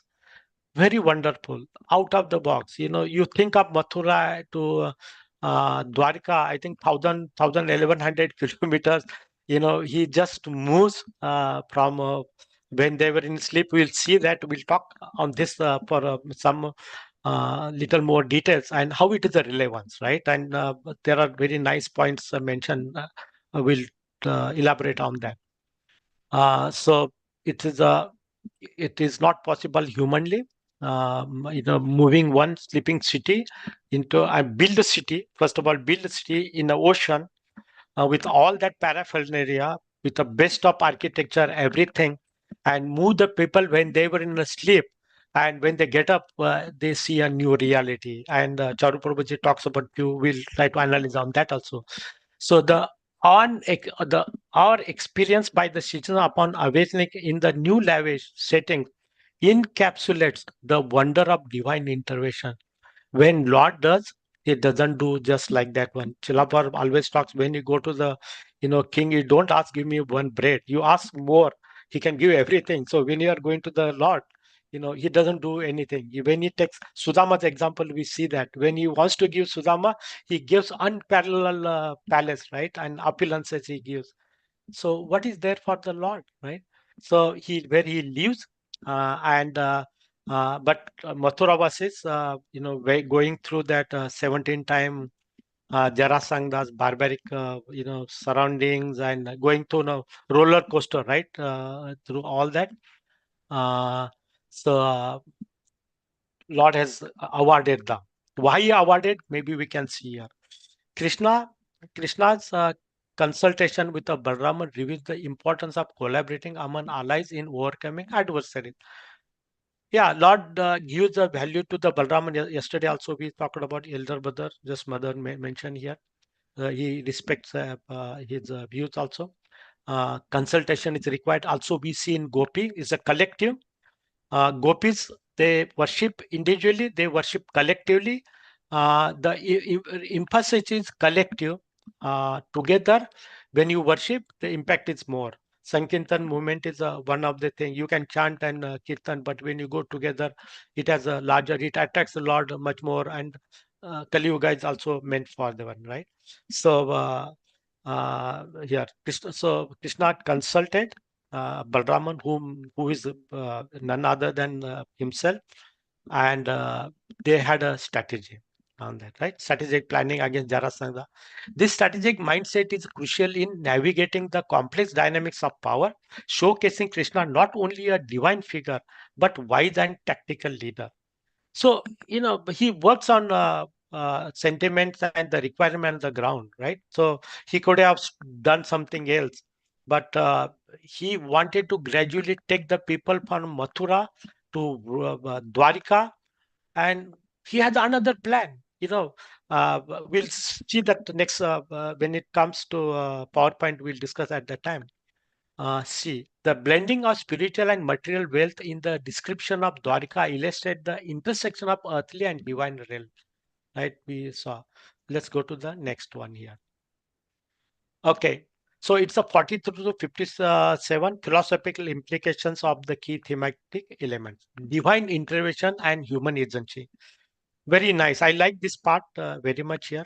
The arrival of Kalyavana sent by Narda raises question about the balance between divine will and the human agency. Uh, this is more elaborated, like a divine will and human agency. Next point B. It reflects the belief that while divine forces may guide events, like intervention, right? So urgency. Individuals are still possess the power to make choices and shape the destination. Let's look into that. This is a very important, it's the most relevant that maybe from prarabdha or from divine intervention, some situation can come, but we have free will. How we interact with that. Chaitan Charan Prabhu's very nice classes are there. How karma acts on that one. So based on prarabdha, situation may be created where, we may get dragged into that, but also we have free will.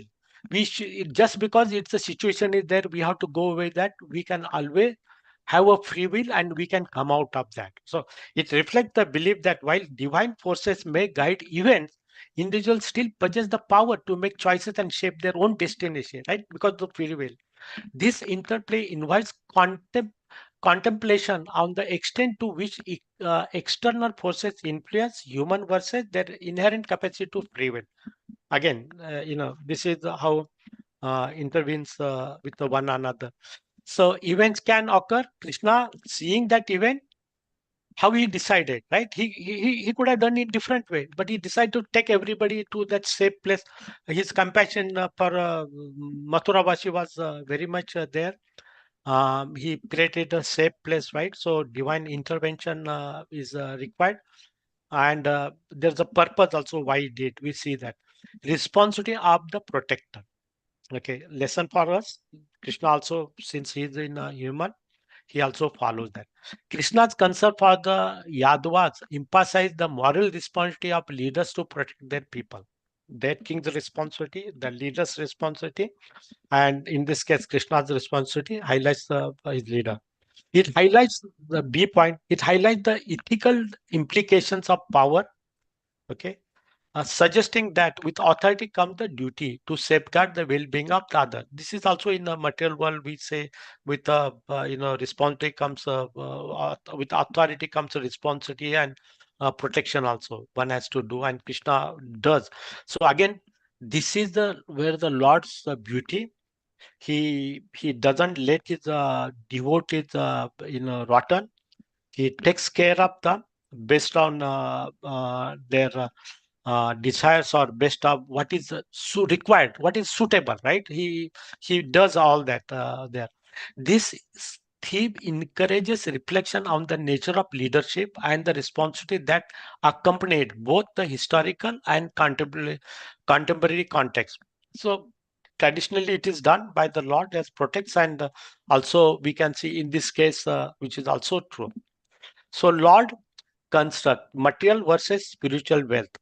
The construction Dwarka, the architectural skills of Vishwakarma with its opulent description poses philosophical question about the relationship between material wealth and a spiritual fulfillment. Lord desire was there. He was to say, and such an opulent city was created for Lord's own residence as well as Mathura Vasis. It's not only Lord could have created his own palaces and left the other people. No, he does everything, takes care of what is available. It's not only what is available in on this planet, but the things came also from outside also. It suggests that while material prosperity can enhance life, very nice. It suggests that while material prosperity can enhance life, true richness lies in the spiritual growth and connection to the divine.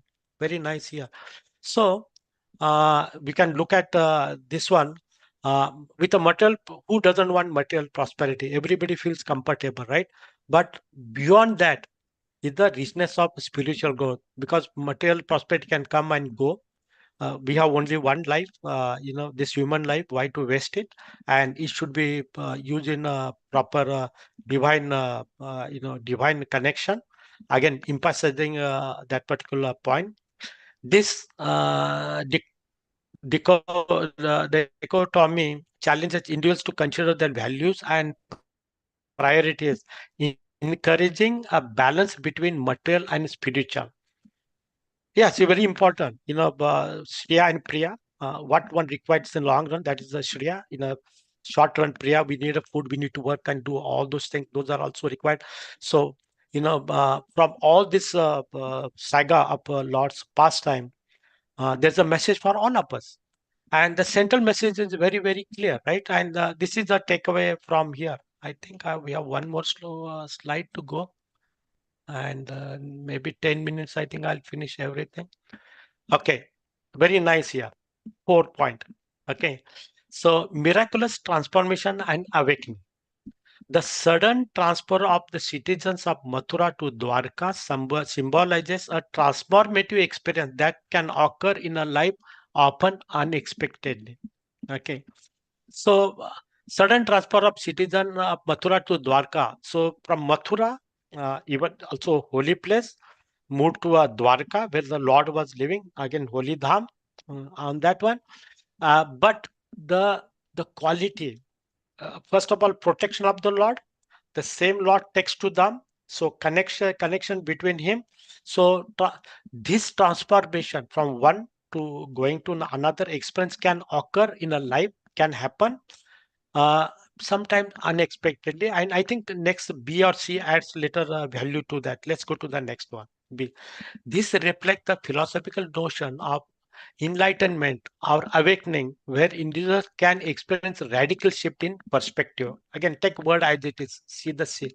It suggests that life is filled with the possibilities, very important, of transformation, often requiring a change in awareness to pursue the and embrace new reality. Let's dwell on for a few seconds and understand this one. I think this is the crux. I like this again very much. It suggests that life is filled with the possibilities. Yes, human life, Lord has given. He has given intelligence, which is not with the animals, right? So we can think what is the good and what is the bad, right? Possibility of transformation. Because in a love, in a bhakti, this is the transformative portion. What we are, if we continue to be there, then we will not have the transformation. Is the love for Lord, emotion for the Lord, hankering for the Lord. All those are transformation. The same person, the same mind, the same physical form, same cloth, same person. Like today, he can transform us, transform himself, and with the love. Nothing physically external will change, but internally the mind will change and transform feeling for the Lord, and that will take him out of this material world, right? Transformation is very important. It's a very powerful word. Often requiring change in awareness. How it can happen? Change in awareness. We have to be conscious. If dull person is there, like I was giving example of the rajoguna and tamoguna demons, 18 times, 20 times Jarasanga would have come. He would have gone back and come, because they represent in a mode of passion, ignorance and passion. This guy would not have thought. Prahlad Maharaj example I gave, aware, right? So change. He saw that 10 years I'm not winning against Nar Narayan.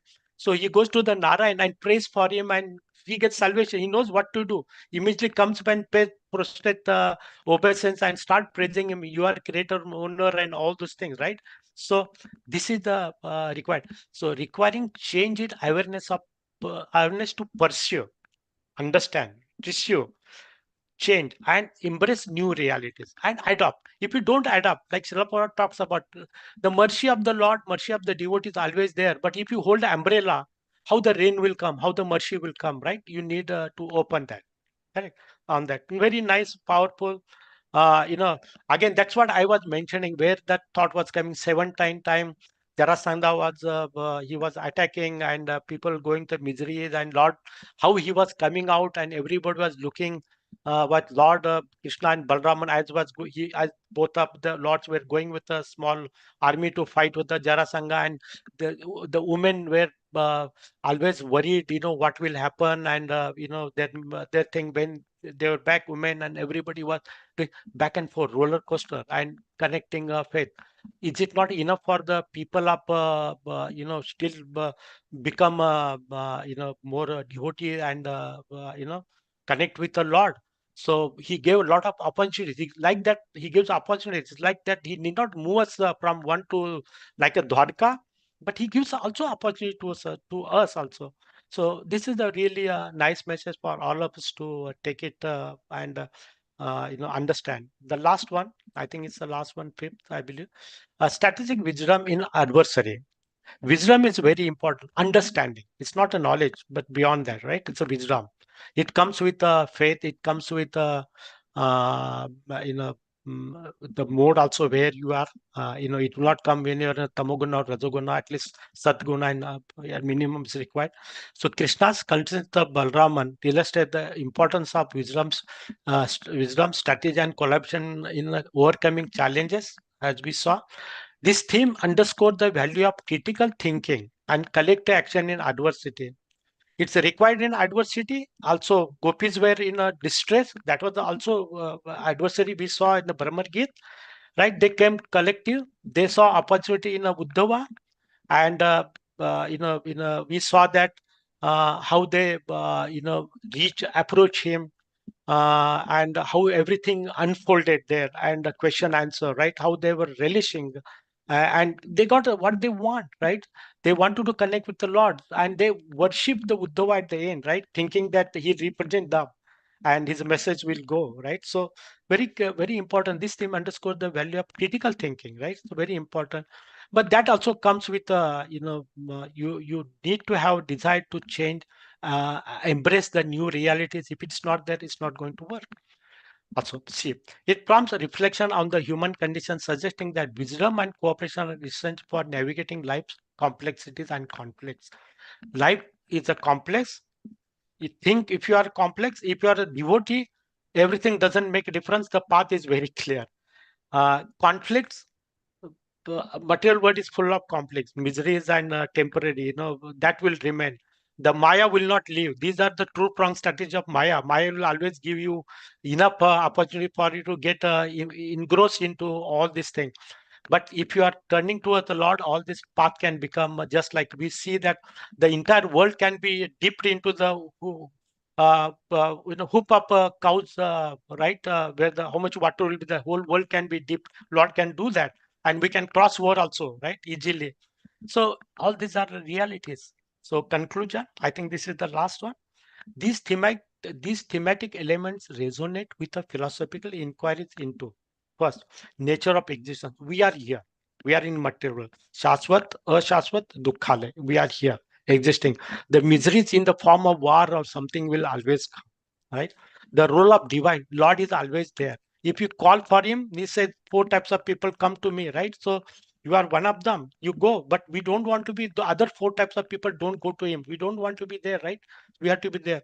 The ethics of the leadership. So Lord has given, in this case, how to consult and how to strategize so that you overcome the current situation at the same time you go forward, right? Both things are there. The balance between material and spiritual items, above we saw that, yes, material world, we have to use everything that is available for spiritual purpose. But if time comes, spiritual should take a priority than material, because material can come and go. It's the temporary. And we have to understand at least that much. The last point, the potential for transformation in human life is must, and that is why we are human birth. We can think about it, we can plan, and it can only happen, it cannot happen in a dog's body or cat's body. It can happen in only human's body.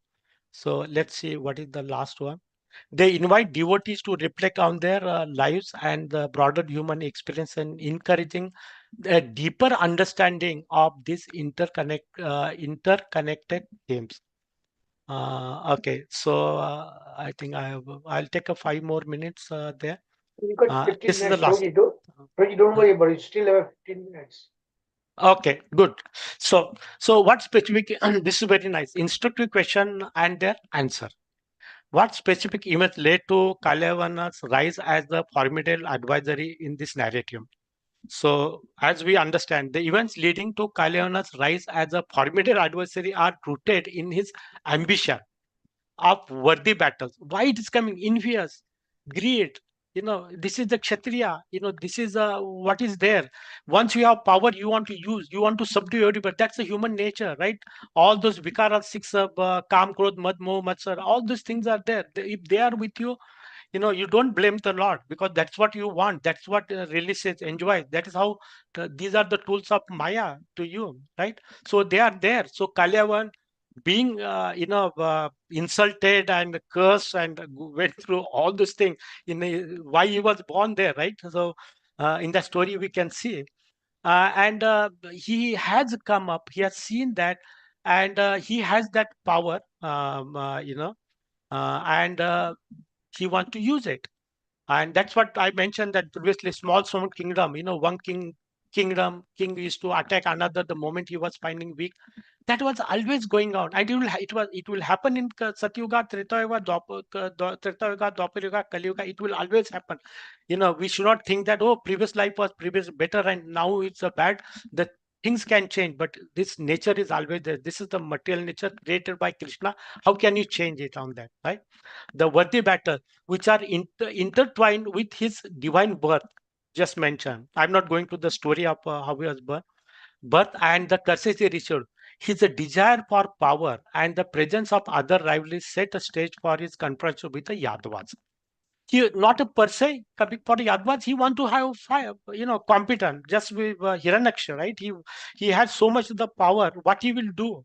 he was looking for competitor to fight, and he goes to the Varun Dev, right, in the sea, and then he was told that, hey, I'm old person, what can I do? You go and meet him and fight with him, right? And he comes and he see Hiranyaksha, and then there's a fight, right? Then how Lord kills Varadev, he kills him, right? So we see that.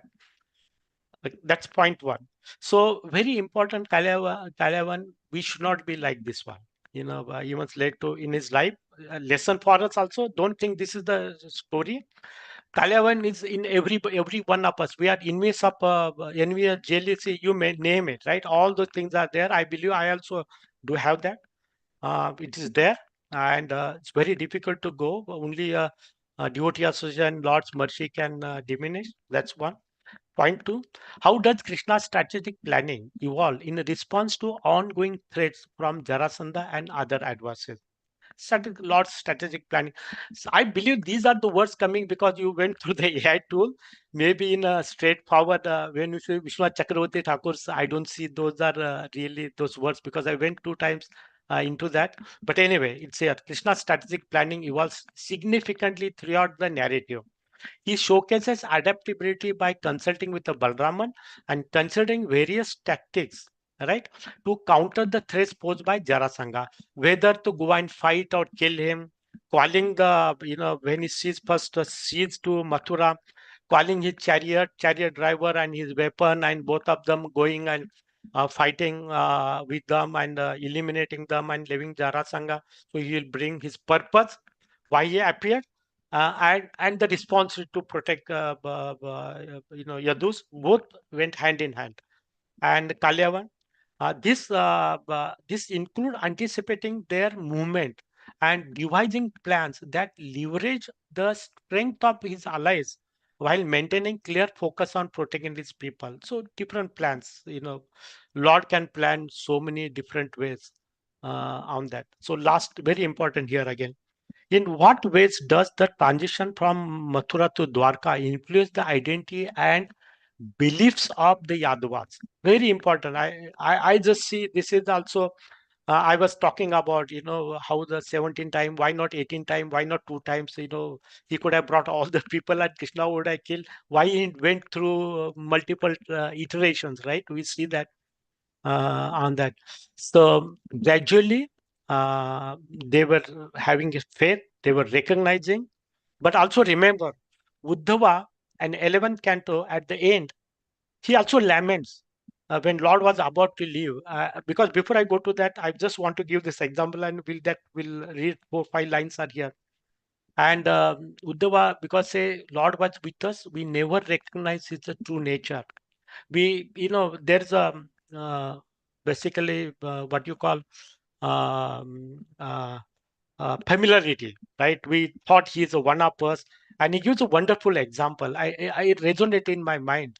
He says like a fish, a clear water, and there's a fish, right? And there's a moonlight. Everything is a fish. Also, moon appears as a round, but it appears as a fish. So one fish looks, hey, this is just like a round fish. Like I'm maybe oval or logical. This is also a round fish, right? They don't recognize his divinity, right? On that. So uh, here it's a very important. Lord took to them how much they followed. Let's go through that there. The transition from Mathura to Dwarka greatly impacts the Yadva's identity and beliefs. Why? Having more and more faith. But I gave the example of Uddhava just to tell you the extreme end also, right? That gave, so we compare the line with that. The miraculous moon symbolizes divine favor and protection, fostering a sense of loyalty and devotion among the citizen. Loyalty to each other, loyalty to the Lord, appreciating gratitude, all things come to that. In that new luxurious environment, they experience a profound awakening and the possibility of their existence, reshaping their understanding of Krishna's divinity and their role within the cosmic plan. But unfortunately, Prabhuji, I gave that example. 11 Canto says that very little was learned. So, sorry, I may be sarcastic on this one, but what I thought, I'm just putting Hare Krishna devotees, I have completed 1 hour, I think maybe 15 minutes. I took it. Sorry, I tried to, Charu Prabhuji, I was looking at the watch and I had a little time, so I thought that I can talk little more on those things, but I deviated. I understand that part, but I was trying to keep my watch, No, Prabhuji, and also give, that was you purpose. still That was did, the purpose. you still 10 minutes, you still have at your disposal, is that? So don't worry Okay. about that. You So I did a finished wonderful job. You did a good Huh. job. So Kalyavan, let's tell a story. You Okay, still have 10 Kalyavan. minutes if you want to touch up No, something I'll that you take wanted to to do. I want to tell the story of Kalyavan, how he was Okay. there, right? So we know uh, Garga Muni's, and correct me, this is what is mentioned. Garga Muni's son is a Garge, and he did not have children. Gargamuni, right? Again, I'm repeating that word, such a elevated. His son did not have child. People were teasing him, all the words. I'm not talking about all the words. He gets angry. He gets frustrated. And, what happens? Like when your own teases you, it hurts more. If somebody teases you, it doesn't hurt that much, right? You can just neglect and just go ahead, but it hurts. And then he takes for himself Garge, right? So he takes himself and he goes to south, uh, goes south and worship Lord Shiva for 12 years. What he was eating? Iron powder. So in a spiritual, anything is there, right? No, we can't compare. How come iron he was eating and living? I can't. I don't have anything. That's what was happening, and he lives for 12 years, and that Lord's blessing was there, and he was ferocious like a Shiva, Kalavan, barbaric. His army was barbaric, right? He is a ferocious. Revenge attitude was there, and that is what he comes was looking competitive. Someone to fight on that, and so everything that the word previously mentioned was his layer of how he came. So in his mind, the enmity against the Yadvas was already built in. Think of that. You send with somebody with some poison in you, you become more ferocious, right? If you are unknown person and you want to fight, you may be a different, right? So a lot of things are there in your slides, and I was just those were trying to connect on that project. So I finished. Thank you. If I made some incorrection comment, please forgive me or correct me on that one. I tried my best, and whatever I studied or just prepared is for my also purification. Thanks to Charu Purvi, Sarad Purvi, and all devotee giving me, listening me, patiently. Thank you very much. Hare Krishna. I'll just stop here. Good job, Prabhuji. Good job. Yeah. Thank you. It's open for discussion. Devotees, go ahead. Hare Krishna, Prabhuji. Mataji, please Prabhuji gave carry us a on. very nice detailed story. Mataji, carry on. Thank you, Mother. Hare Krishna Radhavanath Prabhuji, nicely explained. I have some question regarding the qualities of Kalyavan. I mean, as you rightly said, a lot of us have different qualities of all the characters that were in Mahabharata, Ramayana, the bad qualities and some good qualities as well. So my question is, I think I asked in another session also. Maybe Charu Prabhuji and Sharat Prabhuji can throw some light on this. There is also spiritual envy. I mean, that we see, in gopis, the right wing and the left wing. And in also, in day-to-day life, even within devotees, we have spiritual envy and some other envy. I mean, the material envy is really bad, which I understand. But what about spiritual envy? Yeah, I will just talk and I'll give to the mother. Spiritual envy, it is for pleasure of Krishna. It's okay. That's how we look at it. To symbol one line. It's a pleasure of Krishna. The material envy is pleasure of ourselves. So this is the diagonally opposite. That same envy can be used spiritually and materially. This is how I understand on that. Prabhuji can add more into that. Thank you, Prabhu. Charu Prabhuji, Sharad Prabhuji, can you please throw more light on that if you can? Yes, Sharad Prabhuji, go ahead. We are talking of envy. Now this envy, as Prabhuji has said, the spiritual envy and material envy, they are much, much different. Now, what is material envy? Material envy is you are envious of a person because of his good qualities. Now then, what is spiritual envy? Now here, Mataji gave the example of the Chandravali's group and Radharani's group. They were envious of each other. Why? Because in them, in between them, Krishna was there. Their aim was to satisfy Krishna. That was for a purpose. Now, this term envy is applied in many places in connection with various things. Envy of another person's good fortune, being disturbed at seeing the other person's wealth, displeasure, jealousy. These are some of the examples of material envy.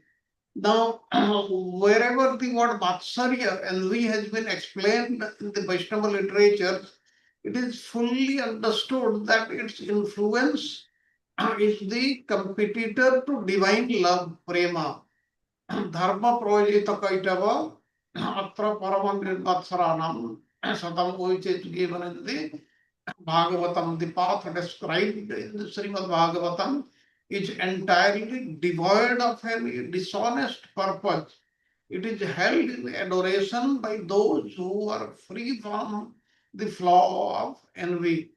Now, these words of Srimad Bhagavatam,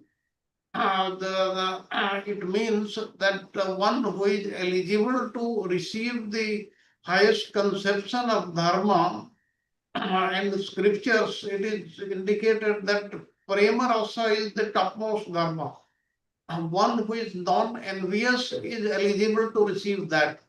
The quality of non-enviousness is called nirmatsara. Now, although respected commentators have explained Matsarya as feeling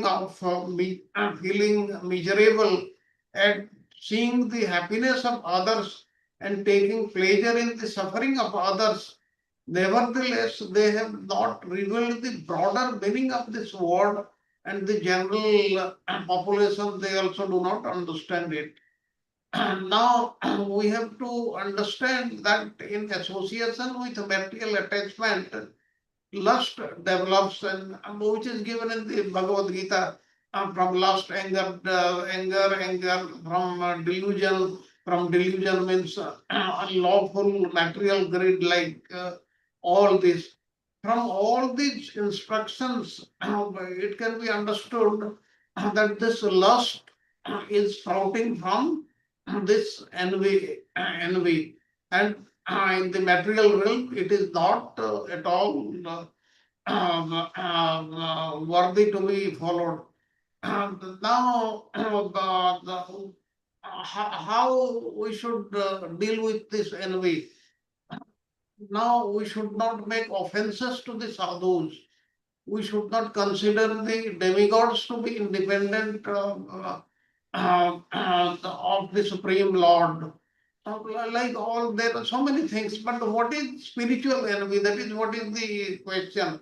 Now here, that envy is used to satisfy Krishna, satisfy the Supreme Lord, the Supreme Personality of Godhead. That is the difference. And in the material realm, it is to satisfy one's own self. That is the only difference.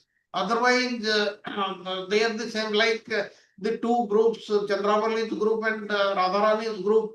You must have noticed when Krishna he vanished from the scene, then both of them, both the parties, they combined together. There was no enmity amongst them. Their only purpose was to find out where is Krishna. They all of them became one only. So that is what is spiritual envy. That's all, Prabhuji. Charu Prabhuji, we want to Thank you, hear Prabhu. from you. Thank you so much. Sharath probably covered quite extensively. So there's not much I can add. The only thing what I would add, actually, if you remember one of the courses that we did, Krishna created that envy himself, actually, among the gopis, so that they could really participate in serving the Lord. That was the main reason that everything that we have on the material level is six enemies of the mind: kama, krodha, lobha, mada, moha, matsara. Everything is there in a spiritual counterpart, also is there. Okay, this greed on a material level, that's pretty bad, right? But greed in a spiritual level, there's a word for it. Remember what's the word for that greed in the spiritual level? Laulyam. Yes, Laulyam. correct. Laulyam. Laulyam. What does laulyam mean? Intense Greed. Intense greed. greed to, Intense greed eagerness to, intense eagerness to serve the Eagerness. Lord, right? Yes. Intense eagerness to serve the Lord. The greed is for a personal reason, but here serving the Lord, and a good example comes to my mind is Raksha Mataji, always eager to get some kind of service. She always talks about that. Give me some kind of service to serve the Lord, So this is called laulyam. So on a spiritual counterpart, anger. Hanumanji's anger, remember when he displayed attacking Lanka, there is for the purpose of that, and this krodha, anger, is also there. If the Lord is blasphemed or Lord's devotees are blasphemed, then that's the right way to express that anger. But anger, if you are just using for a personal level, on a material level, then that could be terrible. Remember the series of verses there in Bhagavad Gita, second chapters, verses second 62 and all verses there, kamat, krodhat, bhavati, and so on like that. So that can 61, 62. Yeah. Yes, Prabhu. That can destroy you, because ultimately what? Buddhi nashat pradashati. So that is bad, So everything that can be, all these six enemies of the mind can be converted on a spiritual level, then you make progress. Okay. So that is the main difference on the spiritual level. This envy and all these things are there, So that's a good thing. So um, I want to add a few things to a few suggestions, constructive suggestions to Radha Vinod Prabhuji. If it's all right with you, Radha Vinod Prabhuji? I'm here, Prabhuji. Yes. You did good things, but what I would suggest in the first third of your presentation, obviously there was some kind of nervousness there, So you were talking about things which were very distantly related to the main topic, then you were losing the audience. At first two slides, when we were talking about Jarasandha attacking Mathura, okay, the main reason it could come out right away, when you talk extraneous things, it dilutes the main things. People are not sure what was the reason for that. Kamsa's two daughters, Kamsa's two wives are actually the daughters, were the daughters of Jarasandha, okay? And when they went back and reported to their father that Krishna killed our husband and he made us widows, that was the reason he first attacked Mathura, right? To take revenge for that against Krishna. Yeah. And he kept on doing that. 23 Akshoni Sena, you have to give some kind of sense what that 23 Akshoni Sena is there. Not the actual definition of Akshoni, okay? But just give a sense of comparison, okay? Look at it, Mahabharata war, Pandava and Kaurava. Pandava's side, there were 11 Akshoni. Kaurava side, 7 on the Pandava side, 7 on the Kaurava side. So 18 Akshoni. This fellow exceeded that 18 to 23. So just can be, you can see Babura's enormous damage, so many people, millions and millions of people killed here. So this was there in this case, you know. So Krishna wanted to prevent that human loss. Okay, and that was one of the 17 times he defeated. 18th time he did not defeat. In fact, 17th time defeated, and there was a reason why he did not have him killed. Okay, he let him go free. Every time he was defeated, right? Because he wanted to have him killed by Bhima at the incident that we will come across later on. So main purpose was there, 18th time, the Ranachod name, in my slide also I put the name Ranachoda. Why was that? Why did that happen actually? That was also the main reason that, remember both Krishna and Balramji on Gomanta mountain, from there they jumped on the ground. Okay, because Jarasandha set fire all around the mountain, and they jumped, and he left the battleground. That's why he was named Ranchoda, but not because of that he was afraid of fear. He was playing a human role. When Mathura was attacked, both sides, 23 Akshonisheva Jarasandha and the 30 million soldiers of Kaliyavana, both together went. So then Krishna realized that when Mathura, with his limited resources, of course, he had divinity to play also, but he did not. He did not want Mathura Vasis all the time being worried about war situation. That was the reason he had a city built in the ocean to make a safe haven for Mathura Vasis. And overnight he transformed all the Mathura Vasis to Dwarka. In Dwarka city, he had, who did he had someone constructed that? Celestial architect. Vishwakarma. What's the name of? Vishwakarma. Vishwakarma, yeah. Built that thing, you know. So that was the point you needed to bring out that. The first session, Jarasandha attacking, Kali even attacking. What was the reason? Why did he build Mathura city? That you needed to explain, but you went in a tangential way. So many distant, unrelated things were talking about. So the main thing got diluted away. So your audience didn't know what was going on. And partly Prabhuji, was also there. Right in the beginning, I understand. I take it what you say. Right in the beginning, I said how I'm going to go. First thing I said that, holistic view. I gave the holistic view. Then I was coming Jarasanga and the individual characters there. And then I said I will go. So I said step by step, I'll go through that. You revisit my conversion, you will see that. On that, I'm not disagreeing with you, but I see the time because everything was left early. So this is the opportunity. I do conduct classes, Prabhuji. I do also class in the temple. Okay, so it is not that the first time I'm doing here. So when we talk, we discuss little more. Your point is well taken care of. Maybe everybody feels that this is unwanted. I understand that, Prabhuji. But I did mention how I will go through my presentation. It may be little different, right? For me, this is what I wanted to plan, and I was giving at the end. We had enough time, right? So I was looking at all the clock. So the coming back, my thought, what was going. Jarasandha, because this is opportunity to know little more about it, right? This was also opportunity. Okay. That was my thinking, Prabhuji. It's all right. I'm just telling you from the audience point of view. Yeah. Okay. Because I was part of the audience, and how you came across the audience. That's what I'm telling you in the first third of your talk. Later on, you picked it up, everything, all right? But the first third, the beginning.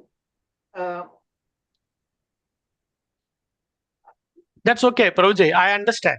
Because you are tuned to one way. Go this.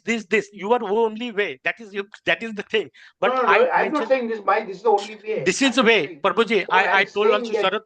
Okay, so let's understand. Let's keep it apart. Leave it here. Leave it here. Yeah. Okay. So I accept. It's my fault. I accept my fault. It's okay, Prabhuji. That's it. No, I'm not saying fault to anybody. how to improve the presentation. That's what I'm telling you. Yes, I'll add to what Charu Prabhuji said. Why Kaljevana he decided to come to Mathura and attack. Now, one reason he is given. Another reason which is given in Mahabharata is Jarasandha. Jarasandha had the information that in Mathura there is not enough water and food. That's why they can be conquered in one day only. And then since there is time, I'll tell you something what is given in the Mahabharata and the Harivansa Purana. It is not that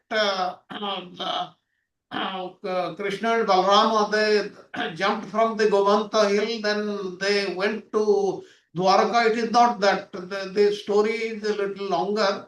I'll just tell you part of the story. Actually, it is given in very, very great detail in Harivansa Purana. I'll just tell you first the setting. Now, Jarasandha attacks Mathura with his vast army. Then Jarasandha, he fights with Krishna and Balrama. Then Krishna and Balrama fight with Jarasandha before he runs away from the battlefield. That is, Jarasandha, he ran away from the battlefield. And as Prabhuji has said, why he was not killed? Because he was destined to be killed by Bhima. Then what happened? Bikadru, he describes the Yadu dynasty and he advised about how the attack of Jarasandha should be handled.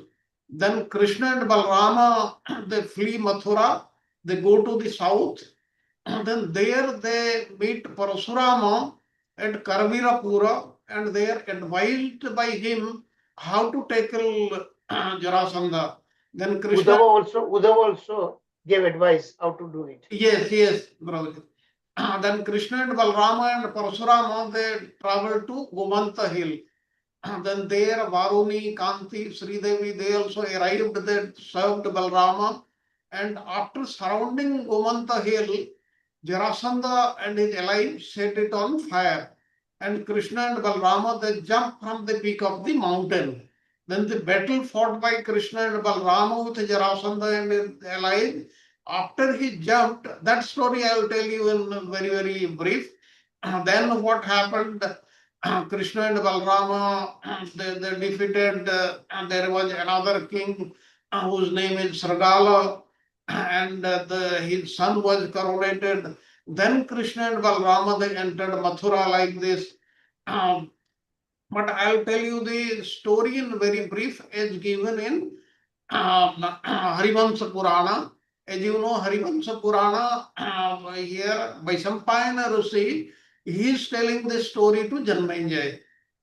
Now, the start point is Jarasandha arrived at the base of the Gomanta hill, accompanied by his subordinate kings, who were also very, very powerful.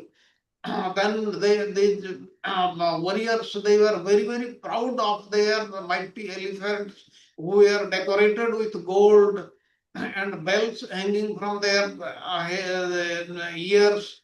Then there were countless number of warriors mounted on horses. Then in that vast army, there were innumerable infantry soldiers. Then they had taken a vow to fight unto the death. So this is about him. Then they started rattling, making a rattling sound by the chariot wheels, and the sound filled the 10 directions and echoed in the caves and the mountains. And thereafter the chariots could move with the speed of wind.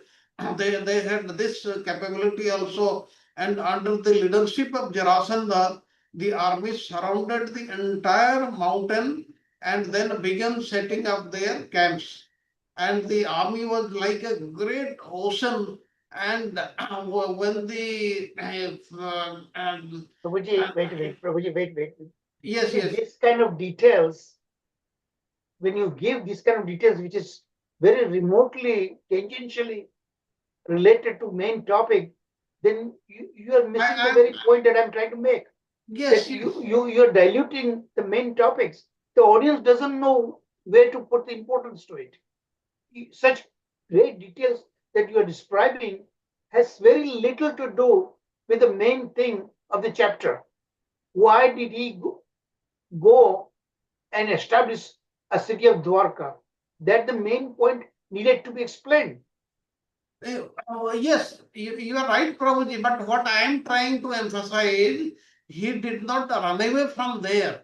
Then there was a great battle between Jarasandha's soldiers. Once he jumped from the Govanta hill, not only Jarasandha, but Jarasandha's his allies, there were many kings. There was a great fight. He fought with all of them, and thereafter he went. And in detail, it is given in the Harivansa Purana. That's what I am saying. Because generally, another thing, Harivansa Purana, when what I read it, many things are so vastly different than given in the Bhagavatam. And if you watch it, the Harivansa Purana comes a relationship with Jarasandha is mistakenly given as his brother-in-law. Actually, he's his son-in-law. But Harivansa Purana reports as his brother-in-law. Many such false facts are there given in Harivansa Purana. So you have to be very careful what you read in Harivansa Purana and Bhagavad Purana. There is so much differences there. Yes, that is very true. But only in one sentence, I am trying to say that Krishna and Balrama, it is very incorrect to say that they left the battlefield. They did not leave the battlefield. With his vast army, with innumerable soldiers, they fought and created havoc there once they jumped from the Gomanta hill, and thereafter they went to establish Dwarka. So that is what is to be understood. What we generally term him as Ranchod Rai, that is not a very correct description of Krishna and Balrama. Yeah. He was not fearful at all, obviously. Yes, he's but a god. He gave that impression. He gave that impression.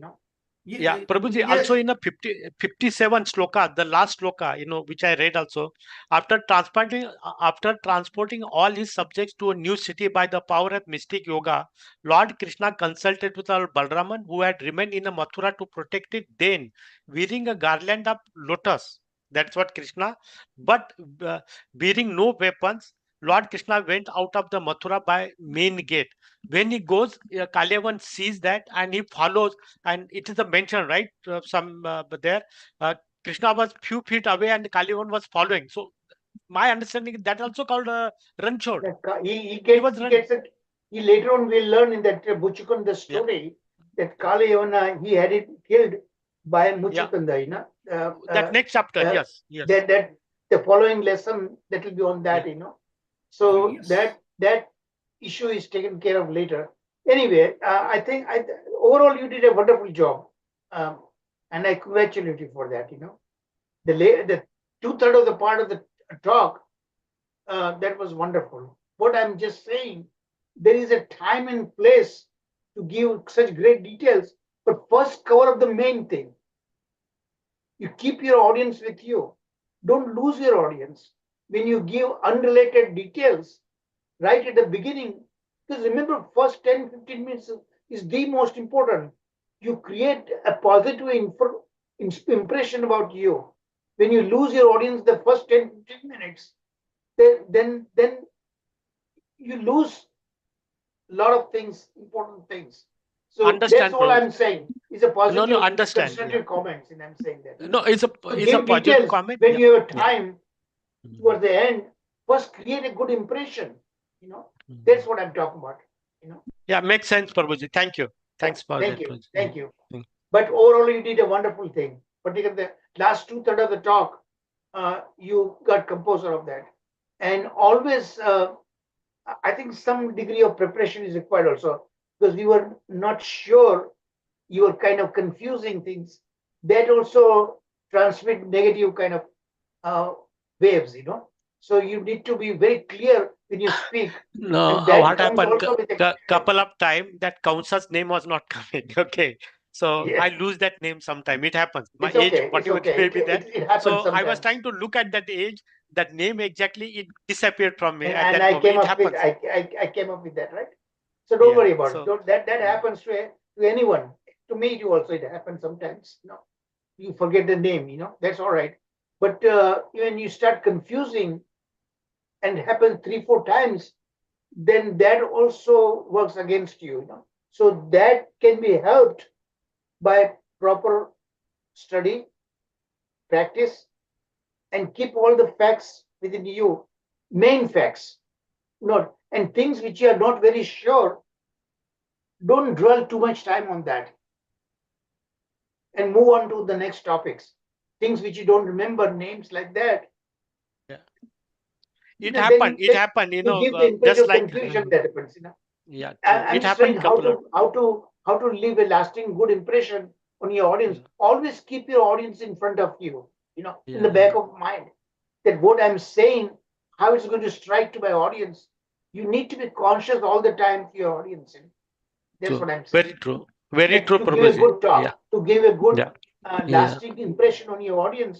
Always keep that audience in the back of your mind. Okay. Yeah. Thank you, Prabhuji. Thank That's you. about it. That's about it. Okay, Thank you. I have got a question for the devotees. Krishna transferred everybody from Mathura to Dwarka. Why didn't he take the Brajavasis to Dwarka? Because Braja is also nearby Mathura, and if Part they of Mathura district, right? if they were threatened by the 30 million soldiers of Kalyavana and the soldiers of Jarasandha, why didn't he rescue the Vrajavasis? That is my question for all the devotees. Prabhuji, It's a may very I nice try? question. Yeah. May I, Yes, it will be very interesting discussion. may I try, Prabhuji? Yes, Hare yes, Krishna. Mataji. First of all, Nandanandana doesn't step out of Vrindavan, so he's there. Yes. Secondly, to protect him, and the gopis and the gopas, the longing that he wanted to create, so that also there is a factor, because if and Nandanandana never steps out of Vrindavan, it's only Vasudeva Krishna who steps out of and it does all these pastimes, the battle pastimes. So Yes. that is one reason. Secondly is the longing for the external separation, the Vipralamba, that he wanted to also showcase that as well. How much the more the separation, the more the love, the ecstasy, or the of the when they get to some Sambhoga stage. And that is another factor. There was one other I was thinking and I lost it. Sorry. Prabhuji, may I add one point? Yes.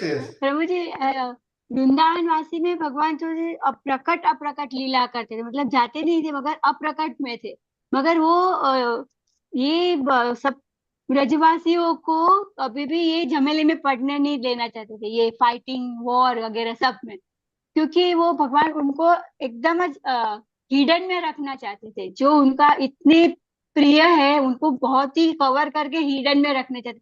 अगर कृष्णा वहां पे चले जाते तो काल्या यवन को पहले मालूम पड़ जाता कि यहाँ पे कृष्णा का इन्फ्लुएंस यहाँ भी है, तो वो वहां पे भी वॉर शुरू कर देता, मगर अभी तक वो उसने शुरू नहीं किया है, क्योंकि कृष्णा जहाँ पे है वहां पे वो करता है। Yes. That was my thinking. Any And there other is also, reason?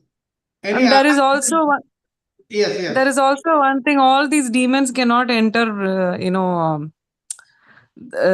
When Krishna was a child, he was shifted to Gokul, if I'm not mistaken, where Nanda Maharaj wanted to protect him, so they moved. So there is another curse for the demons cannot enter that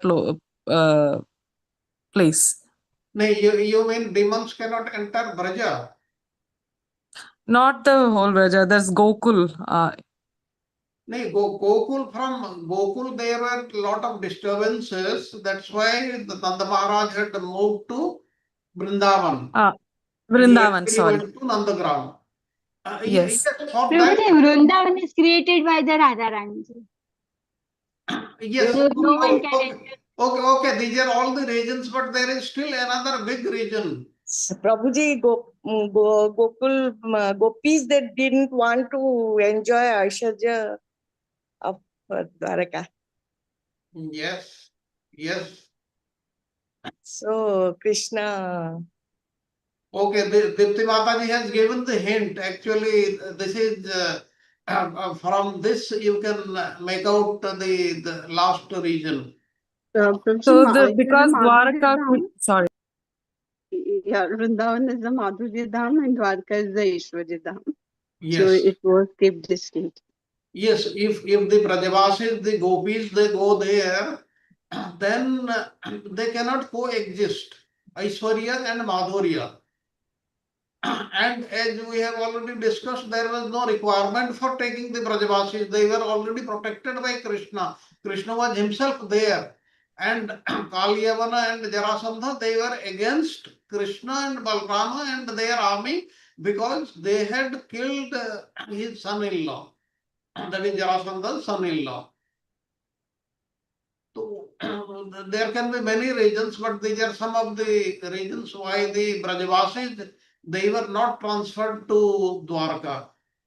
And Kalyavan later on he attacks Dwarka too, Yes, yes, yes. Okay, I think that प्रभु जी मुझे एक question पूछना है प्रभु जी यहाँ पे जो leadership quality दी गई है ये चैप्टर में मगर जो तो भगवान जो है लीडरशिप कितनी अच्छी तरह से करते हैं सबको प्रोटेक्ट करते हैं अगर compare to this in present situation हमारे जो प्रेजेंट के लीडर जो है वो अपने ही बारे में सोचते हैं और दूसरा किसी के बारे में नहीं सोचते हैं सो इट इज रियली वो लीडरशिप क्वालिटी और वो लीडरशिप क्वालिटी में कितना डिफरेंस है प्रभु जी कि यहाँ अभी हम लोग जो फेस कर रहे हैं सब जो हमारे लीडर्स की जो है वो तो सब में हम जो प्रजा है वो सफरिंग में है जाती है सफर में ही होती है और जब भी भगवान थे तभी सब प्रोटेक्शन में थे और सब एंजॉय भी कर रहे थे Yes, Prabhu ji yes, that is very correct. And like you see the leadership qualities in the battle, like he also takes advice from his people. Later on will come to when Jarasandha will be killed by Bhima. That advice was given by whom? Uddhava. Given by Uddhava. So he always tries to glorify his devotees. And who can be anywhere near the Lord's his thinking or his planning or his leadership, his everything. He has got all the qualities. We the human beings have got just some of the. He gives credit to his devotees, See, he sends yes Akrura. मगर Also he nowadays selected Akrura. godless society because of godless society there is no such type of leadership qualities seen in this present Selfishness situation. is there. Yes, Prabhuji. Present leaders are selfishness, politicians. Yes. Anyway, Yeah, but I think there are a lot of instructive points out there. As Radha Vinod Prabhuji pointed out, so many interesting points were there in this class, thank you so much very much. Prabhuji. So now let's conclude the class. Radha Vinod We are Wonderful almost class. time now. Prabhuji, I have one doubt. Yeah. The, Go ahead, Dipti Mataji. What's the doubt? If Nandanandan Krishna was involved in all the Madhurya Lila in Vrindavan, then why Vasudev Krishna in Dwaraka was missing Radharani? There is no difference between them. They were the same. They are the two forms. But the difference is that the original Krishna, within whom all the expansions are there, actually, But Vasudev Krishna is the one who is killing the demons, and he went there and all this, Kshatriya and rulership and all these things, political skills and everything is there in Vasudev Krishna that goes there. Remember, that's totally different than Vasudev Vrindavan Krishna. It's totally different. It's for the devotee, Madhurya Rasa that is there. And as you can see, Mathura is more Aishwarya Bhav is there, and the full Aishwarya Bhav is there in Dwarka. That we will see that, Yes, Prabhuji. So it doesn't mean that many demons that were killed in Vrindavan, that was actually right in Vrindavan. Krishna also killed that. Whenever he wants, Aishwarya Bhav is there within them. We saw in Vrindavan itself to protect his devotees. Many times he used his divinity also there, Okay. All right. So let's, I think, conclude the class with Nrsimha prayer, because we are almost time now. Prabhuji, after the Nrsimha prayers, you are supposed to give us a good news. Yes, Prabhuji. Let's finish Nrsimha prayer. Those who want to leave, they can leave. Okay, then I'll tell you that. Okay, Prabhuji. The story is not complete yet, but I will tell you that. Okay, Prabhuji. Okay, Prabhuji, Yes. thank you so much. Very nice class, Radha Vinod Prabhuji. Thank you so much, Dandat Pranam. So, Narasimha Bhagwan ki jai, Prahlad Maharaj ki jai. Namaste Narasimhaya, Namaste Narasimhaya, Pranadaladaini, Pranadaladaini, Hiranyakashipurvakshaha, Hiranyakashipurvakshaha, Shilatankanakalaye, Shilatankanakalaye.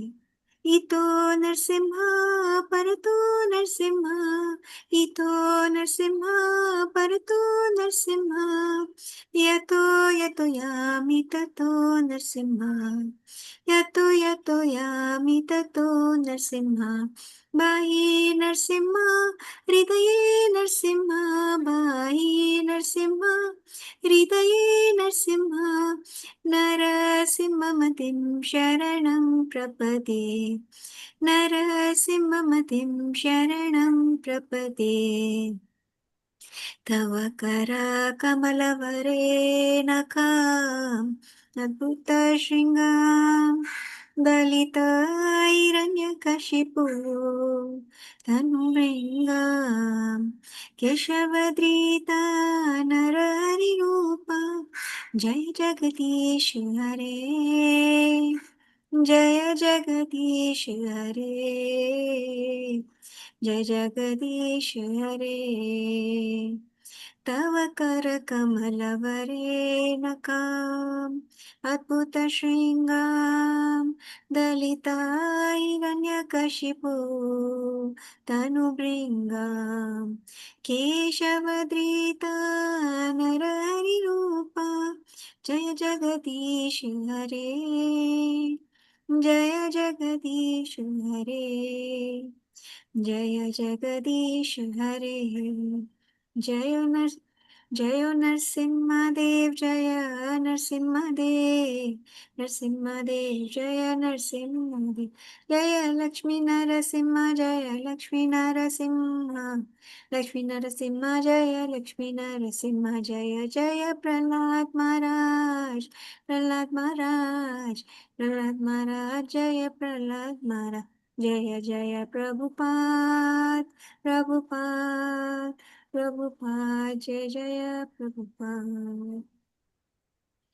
Narasimhadeva भगवान की जय, प्रहलाद महाराज की आज जय. की हरे जय. Krishna. Thank you, everybody. Hare Krishna.